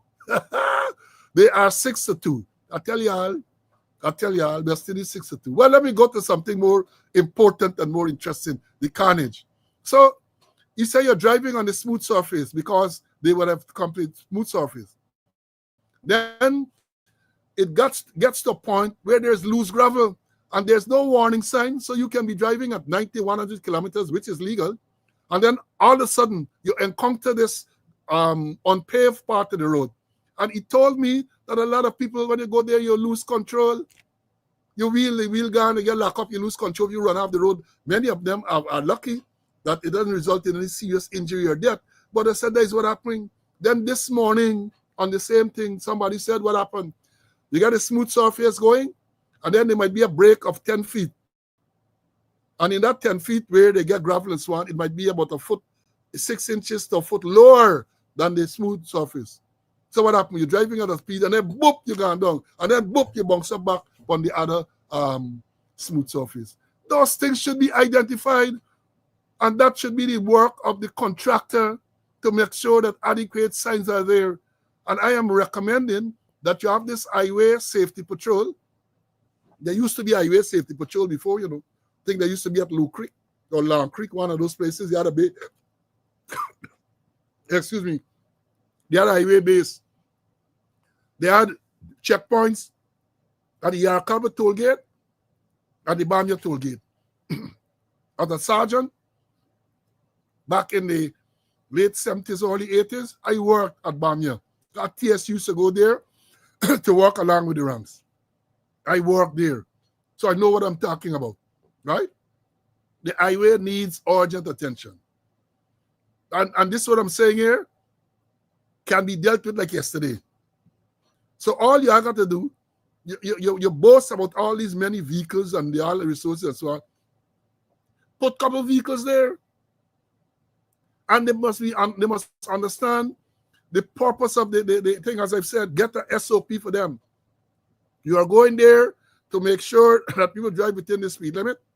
and that more importantly, warning signs are put up where there are potential dangers. So if you're driving along, you see a truck break down, because if a truck traversing the highway, and many of them do, that's into mechanical or some other problem and break down. There's very little that the driver can do apart from putting warning signs. And if the drivers are not putting warning signs, I say you, the police, have a responsibility to make sure that you go and you put signs. And that's an immediate measure. Later on, you can decide on culpability, and you can pass law to make sure that these trucks have equipment to identify or to put out, like in the States, and they place in the breakdown, you got to put down signs. And we can understand that later on. But almost immediately, you can adopt, and this is to the traffic chief, this is to the squatter who is the commissioner there, this is to the new minister. This can be done immediately. Immediately. Get traffic cones, those highly reflective cones, by triangular signs. I recommended that they get these portable electronic signs as we see in the States and elsewhere, where you can put it up and big flashing light, warning, whatever you got to say. Some of them direction, show you the lane closed, lane not, whatever it has to be. Because we're talking here about safeguarding lives. We're talking about safeguarding lives. And if the president and all these people are serious about bringing some type of control on the roads, let's start with the Linden-Suzaik Highway, because unfortunately, whenever we have an accident there, multiple deaths. Because many of the accidents you have, because of vehicle, and in the night, a person coming to the place is dark. Dark. So when a vehicle breaks down, whether the vehicle is loaded with lugs or whatever, vehicle break down in the middle of a driveway, and you driving there within the speed limit, 90, 100 kilometers, and then suddenly this thing appear in front of you. But the traffic chief and them talk about carelessness and all this type of thing. About carelessness, yeah, in some cases, it can be carelessness. But in many cases, they're going to do with carelessness on the part of the driver who is got in the accident. Carelessness on the part of the person who breaks down, who driving the vehicle breaks down. Just leave it there and take no step to make sure that the danger is people are warned of the dangers. And I would hope, I would hope that y'all forget about who making this. Let me give y'all permission, man. Let me give y'all permission. Erase. This is not an idea from Slow. This is some anonymous idea. It's not Slow idea. This is some anonymous idea, and y'all make sure that it is implemented, right? Y'all make sure that it's an anonymous suggestion, or y'all can buy it.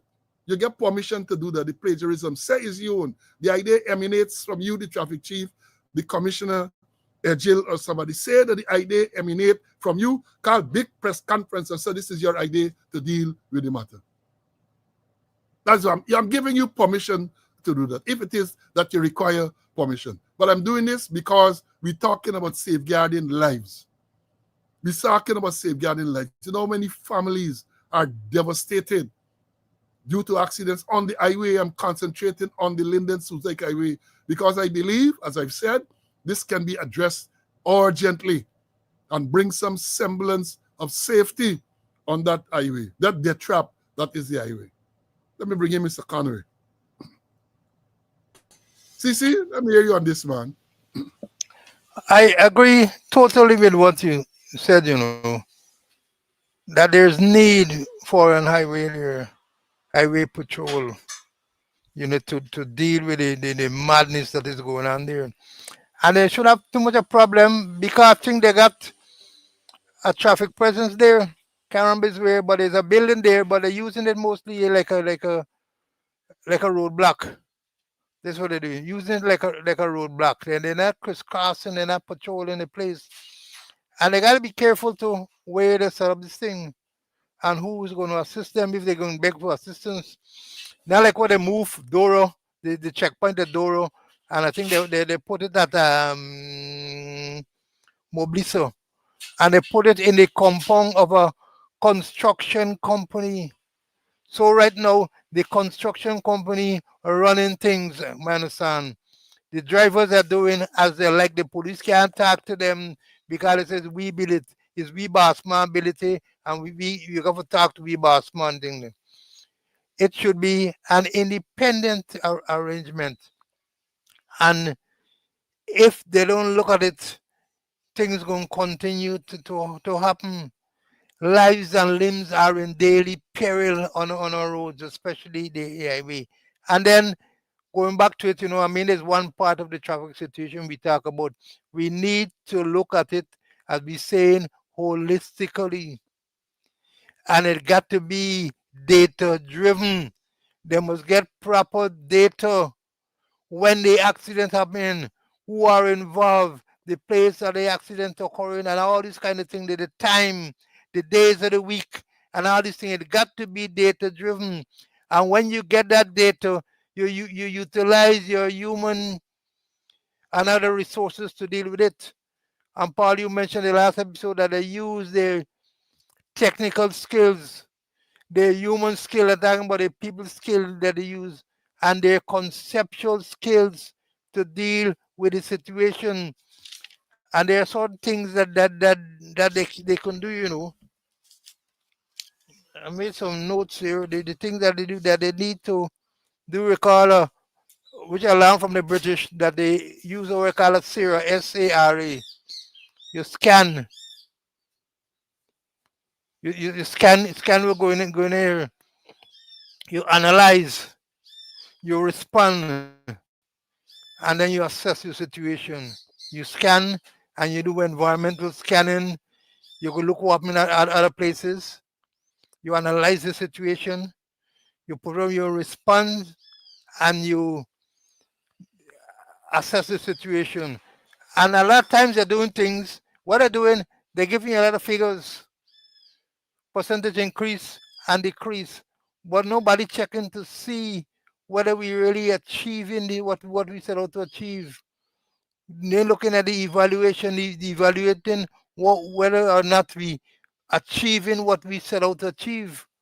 You got to do proper analysis, proper evaluation, and constant evaluation all the time. Don't wait till the end of it. During during the action you're taking, you analyze the situation to see whether or not you're achieving your task. Going back to the point I made earlier, is that you need to do a holistic approach towards the traffic. Yes, we're doing it on the lane and highway, but we got to target all categories of road users, and we got to target other places also too. Just like how we have West Demerara, the deadliest roads in this country is West Demerara. And what I did, the traffic chief at West Demerara, let me call the traffic chief of West Demerara, who presided over the deadliest roads in this country, they give him an award, the runner-up best cop. And then they didn't stop there. They promoted him from assistant superintendent to superintendent. So the thing is that they're rewarding people for incompetence. Yes, as they progress, yes, as they do well, the person that they do well, them should get a rewards. Not the person who promoting incompetence. So the thing is a national issue, and they need to ensure that they take proper action to ensure that we get rid of this madness in our country where lives and limbs are in daily peril. Yeah, I agree with you fully. All right, let me make a student saying you think the lane then Suzuki Highway should be four lane. That is besides the point. It is now what it is, two lanes. And therefore we have to make sure that measures are put in place to make those two lanes safe. As I've said, and as CC saying too, let me look at the analyze what has happened. And we know what has happened. The evidence is there. Vehicles, many of them trucks traversing the highway, they run into mechanical and other difficulties, they break down on the highway, they're there. Maybe during the course of the day, you are in a position to see them if you are attentive, or you can take measures. But when they're there in the night, no reflectors on a dark highway, people driving, going there, you're likely to see them at the last moment. And And the accidents, the manner in which the accidents occurred, will suggest to us that people haven't seen them till the last moment, so they're driving straight into the back of those vehicles, killing the people in the car or whatever other vehicle is running into it. So that should be difficult to address. The unfortunate thing too, even if you don't have survivors to tell you what happened, but based on what transpired, based on the wreckage and all that, any simple person can figure out what you don't need any big set of scientists and all them type of thing to show you that, look, this vehicle was parked there and the vehicle coming did not see it, the driver did not see it, ran into the back of this vehicle. And therefore, that is what you have to address. That is what you have to address. What would you do to make sure that, one, if vehicles are broken down, maybe they are put off the road, maybe you don't have the width of the road to do that, or warning signs, proper warning signs are placed so that drivers are made aware that this danger is ahead. And the drivers, I know, they're suicidal. So once they see the signs there, that truck, broken down truck, danger ahead, they don't have to know what the danger is. But the signs will be there to highlight, to identify, and to alert them that there is a danger ahead. Slow down, danger ahead. You walk in the highway, maybe signs to tell you, reduce your speed, work zone ahead, gravel road ahead, reduce from 100, reduce maybe to 40, 50, whatever it is. You have to have the signs. And you know what happened? Because in Guyana now, people don't get no money when they go to court. Because I get a strong belief that the ministry responsible for the road and all this everything got to be culpable when these things happen, if you can prove that it's because of the construction work going on uneven surface. You got to have a system to address these things. And let me say that when we're talking about addressing these things, as CC mentioned, we have to have a comprehensive approach, including education. And let me say this, I'm going to show you all this picture. Mr. Traffic Chief, Mr. Commissioner, Minister, Madam Minister, this can be no proper arrangement where you got this is what we see, they call them lectures to drivers. Lectures to drivers. So some traffic rank and pull a couple of drivers there, stand up and talk to them on the road, and then they get big release in the paper, how they lecture to drivers and all this stuff. Nonsense. Nonsense. You have to have a well-established program. Spend some money. Take some of the money that you are thieving and spend it to make sure that people are properly informed or educated. Back in the day when they had money, Larry Lewis was commissioner. And Larry Lewis teamed up with one of those companies, those oil companies. I think it was SO, not sure. They had a program, So You Think You Know How to Drive. So You Think You Know How to Drive. And I used to be thinking it used to be aired on Sunday evenings. You have simulations. Simulations. That thing was very, very informative, very, very educational. Unfortunately, when I was there as traffic chief, we tried to bring it back, but it had a lot of copyright issues and all of that because SO had made sure that they get copyright and so on. So you have to have that. Infomercials and educational materials, bring back those things. That is the type of thing the traffic chief, when we talk about conceptual skills, that is the type of thing the traffic chief and the commissioner of police and them should sit down and work out. Not telling people, I agree that maybe enforcement is always important. But the situation in Guyana has gotten so bad that I maintain that enforcement alone will not work. Enforcement alone will not work.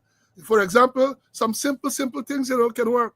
East Coast, where I drive frequently, people don't know that when they drive, they have to keep on the left or near side of the road.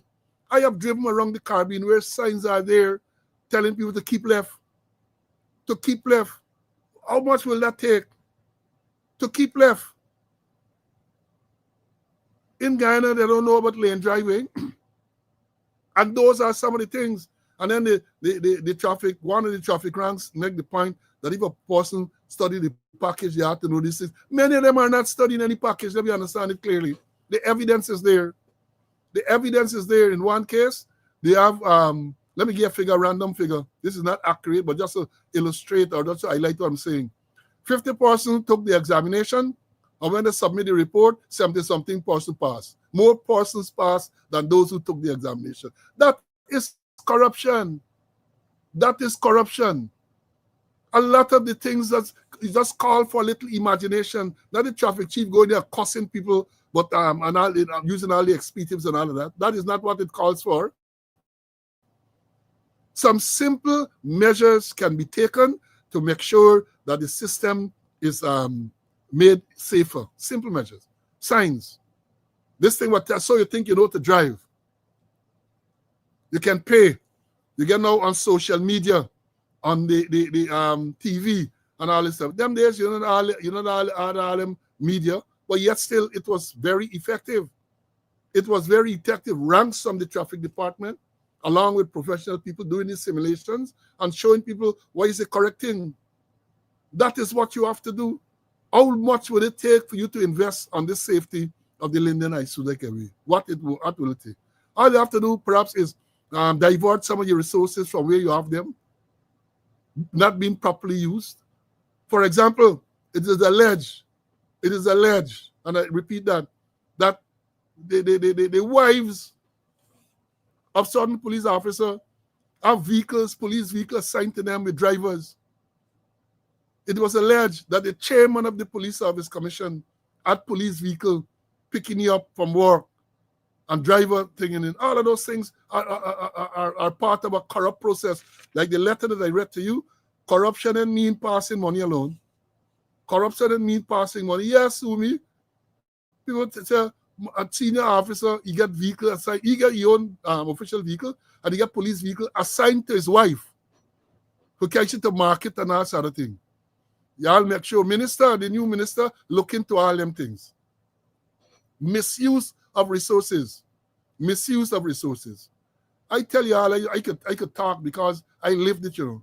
Let me tell you, when I was in Borbis as a commander, right, I never had no driver. I tell them I want no driver assigned to me. I don't want no, there was a staff car doing other work. When I got to come to town, if at all I wanted a driver, I would ask for a driver to take me to town. And that was only if I was going to town and returning the same day. If, as I did on frequent occasions, I went to town for a meeting and the meeting will go late, I drove down my own car because you're getting a car allowance, you're getting a monthly allowance. I drove my own car to go down to meetings if I have to overnight in town. I did that. So what all them with this big time thing, they get car assigned to them with driver and doing nothing. When I went to headquarters as the man in charge of operations there, let me tell you, the records are there. The driver that eventually came with me, I said, look, I want you assigned to me all the time. You're going to assist with driving at the transport workshop. You're going to assist in kind of correspondence on the commissioner office and all those everything. That is what you have to do. I want you come here, sit down, that you're the driver of assistant commissioner apps and sit down there. Most times I ain't going no place. You got to maximize the use of your resources. Right? And I'm sure getting 3 or 4 vehicles to form that highway safety patrol with ranks ain't difficult. It is not difficult. Getting the equipment, we talk about traffic cones and reflectors and all those everything. Maybe you have to import the electronic signs, but at least for a start, you can get some of those things. I spoke on Friday too about getting reflective tapes.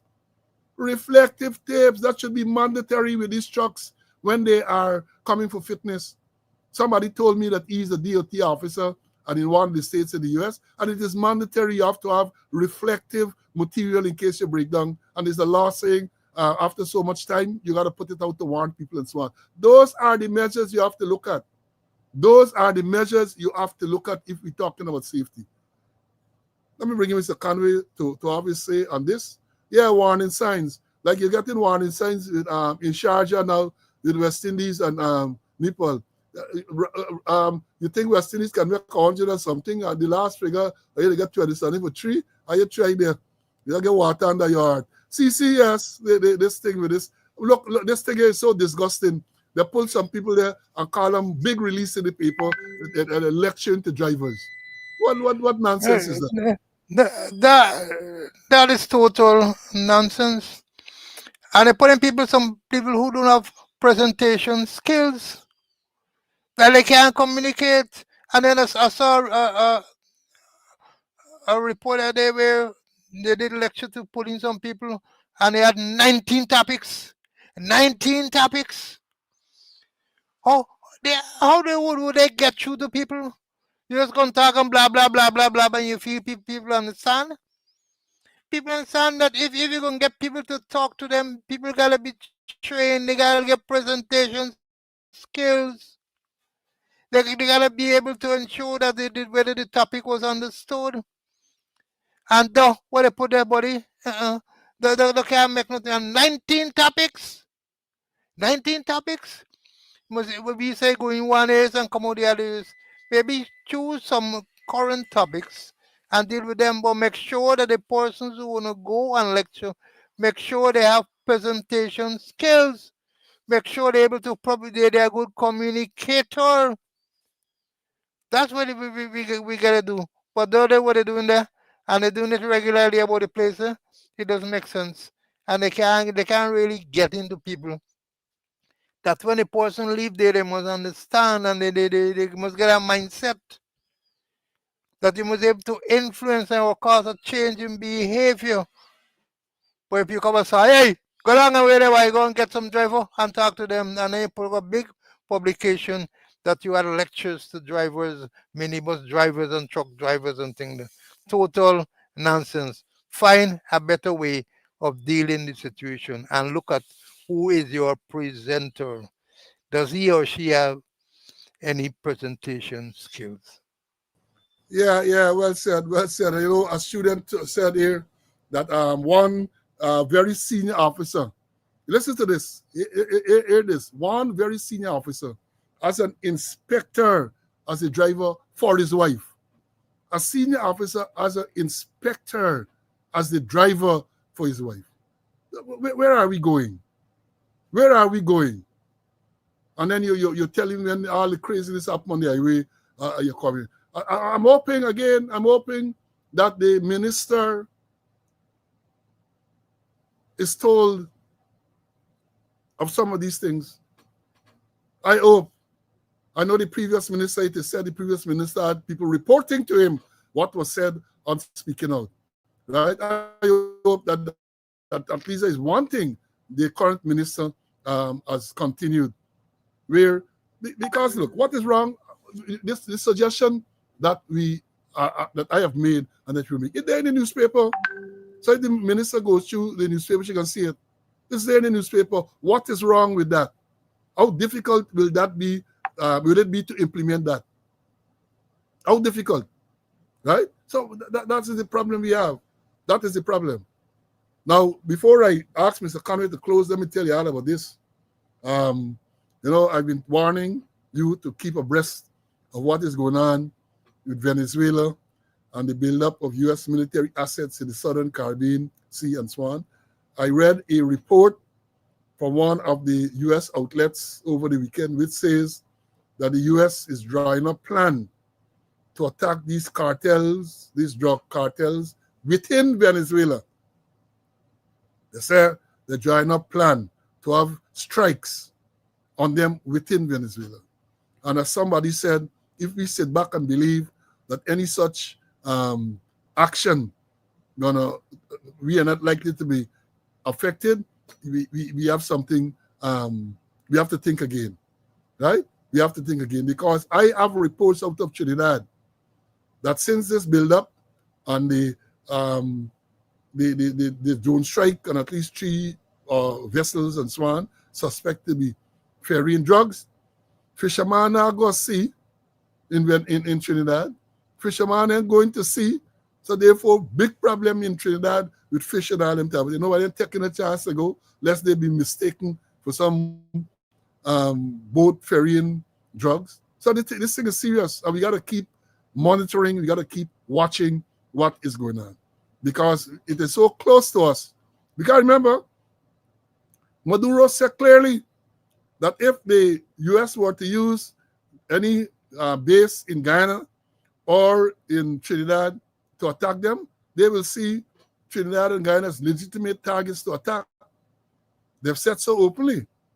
They have said so, and we know about military exercises that they are going on. Karma, this thing is escalating dangerously.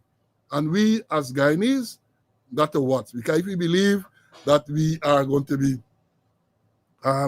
not be affected, we got something coming. And don't forget, we got chief of staff who is easily emotionally disturbed, The man in charge of the army, chief of defense staff. I can imagine when he heard that when them saber rattling and so on, he must be getting shittings. Most as if something dropped out there off the Atlantic there. You can imagine toilet paper done. Toilet paper done. So you all be careful and watch. Let me bring Mr. Conway for his closing, and then we're going to wrap up. CC, your closing remarks, please.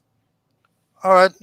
I said before that the traffic response has got to be data-driven. So I'm appealing to those who will be compiling figures, particularly fatal accidents. They're cocking it. So I'm saying stop cocking it, because things that are doing, a driver drive and hit a bridge, died. It is not a fatal accident. A man hit down a donkey or a pig, died. That is not a fatal accident. Some vehicle run off the road. It is not fatal accident. And the other day they had one where a vehicle accident occurred 6 inches from the white line, the eastern white line, and they say it is not a fatal accident because it didn't happen on the road. And I hear this one too. Person got injured, 6 weeks in hospital, died. It is not a fatal accident because it died from lack of medical treatment. Person fall off a trailer, they say it is not a fatal accident. So the thing is that if you're cocking the figures, the information you get, the data you get will be flawed. And if the data is flawed, the response that you're going to put up will be flawed. So I'm saying stop cocking the figures, or to use a fancy word, stop ghosting. And again, I'm saying, let me spin off now. SC headquarters, financial irregularities, money collected to buy gifts, to hold function for persons who retired. I know who collected the checks. Nothing was done. The situation has not improved with ranks allowances or ranks at the Chedijagan International Airport. A whole lot of things happening. They're getting double payment for SCs. The government paying and the corporation paying. What happened to the money? Somebody need to look at it, but they say nothing will happen because certain senior personnel at the SC, at the Special Constabulary, are close associated with the confirmed squatter. Therefore, nothing will be done. A closing half there. Thank you, my brother. Thank you. Thank you very much. Let me close off with this one. We're still awaiting for the president to make the proclamation to convene the 13th Parliament of Guyana. Right? We understand maybe from the date of the proclamation to dissolve Parliament that it's 3 months window. So if a 3 months by calculation is supposed to be, proclamation should be made sometime this week and so on.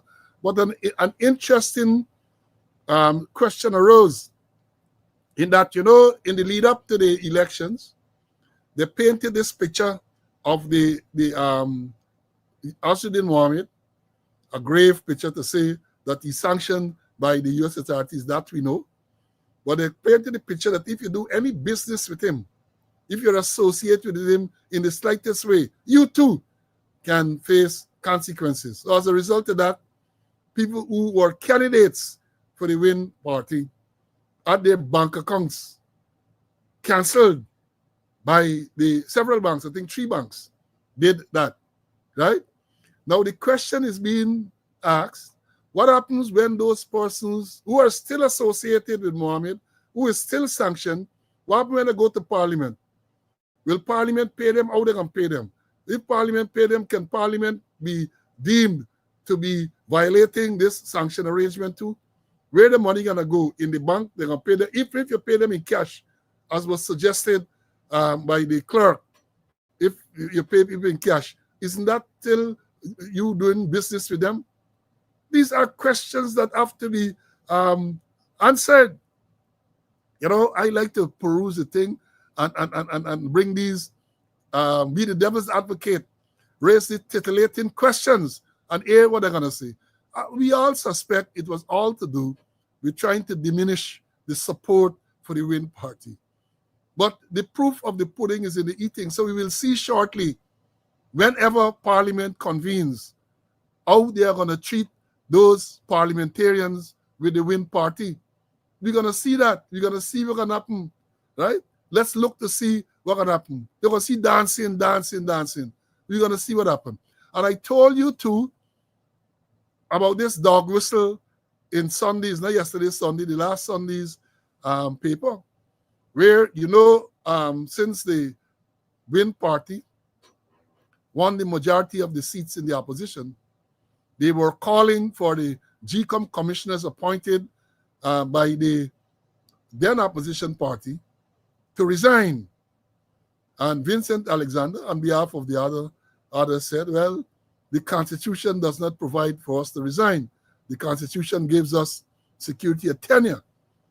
And it was suggested, and I call it a dog whistle, that maybe there can be a constitutional change when this new parliament, when the 13th parliament is convened. There can be a constitutional change to allow for term limits to the commissioners. I'll tell you how, what's the right. What that means. PDP, during the campaign, were hustling to get 2/3 majority. And I said 2/3 majority is about 43 point something of 65. There are no point something people in reality, but in effect, some of them is half and quarter, and so we know that, right? But for the purpose of this discourse, you're going to a fraction of a person, right? So it's 44. They get 36. They got to get 8 more to make the 2/3 majority, right? Now, I am saying this. If the Win party leader was calling for these people to resign and they refused to resign, and the PPP, they're very transactional. You remember Charandas? Don't take it beyond them. It is not beyond them to try to get people from the Win party, or perhaps the other opposition people as well, to change that aspect as a beginning, to change that aspect of the Constitution, which will now put term limits to the commissioners. And once you go down that might then be a slippery slope. It might be a slippery slope because, there are certain provisions of the Constitution that this government, this PPP government, have never been comfortable with.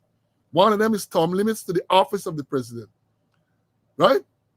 Term limits to the office of the president. Because while they agreed for the constitutional change for the president to only serve 2 limits, they then challenged that in court and got Justice Chan to side with them. The matter had to go all the way to the CCJ, the Caribbean Court of Justice, our apex court, to say, that 2 terms is 2 terms, because they wanted to introduce the word consecutive. So no. So they're never comfortable with that. So don't put it beyond them to try to change that aspect, to remove term limits so you can run forever and ever and ever. I got a feeling, based on what was going on, they are uncomfortable with the constitutional provision which provides for the consent of the leader of the opposition in certain appointments, like the Chief Justice, like the Chancellor. Agreement. Again, don't put it beyond them for change. Watch it, watch it. I just throwing these things out there. Tell him, political scientists and all of that. Watch the ride.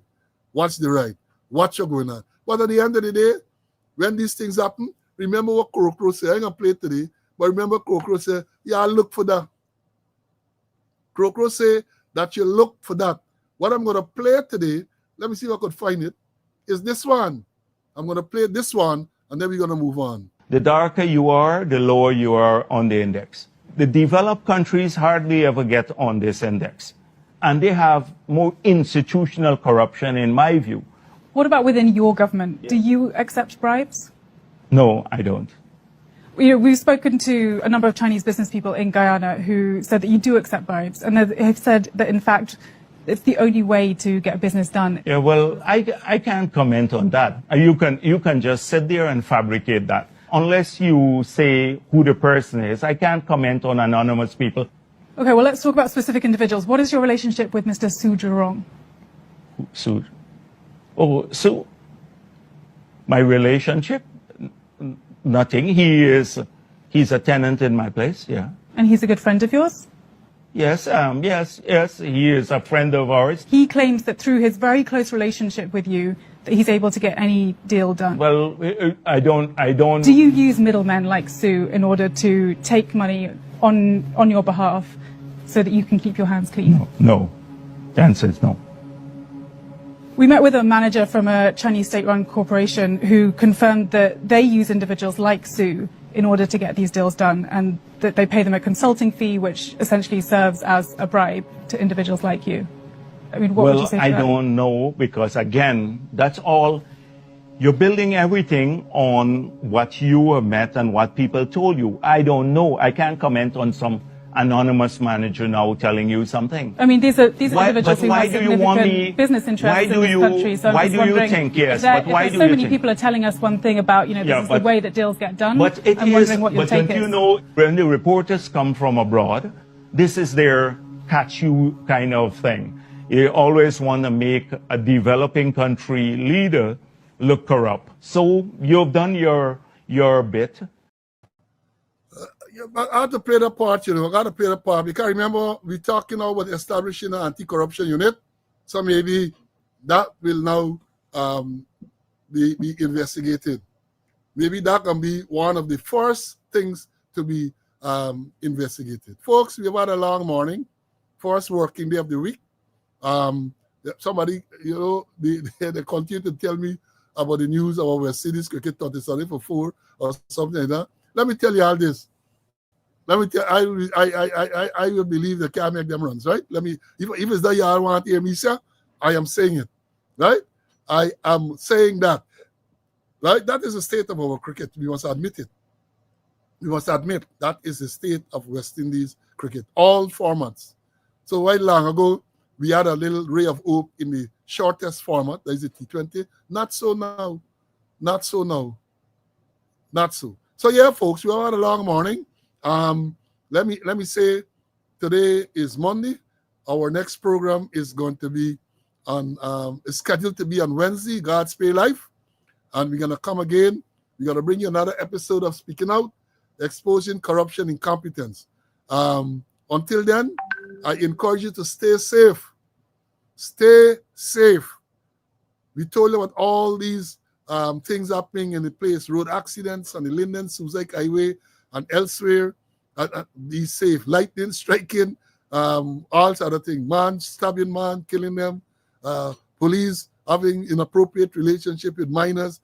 Be safe, folks. Until we meet again on Wednesday, God's willing. Bye.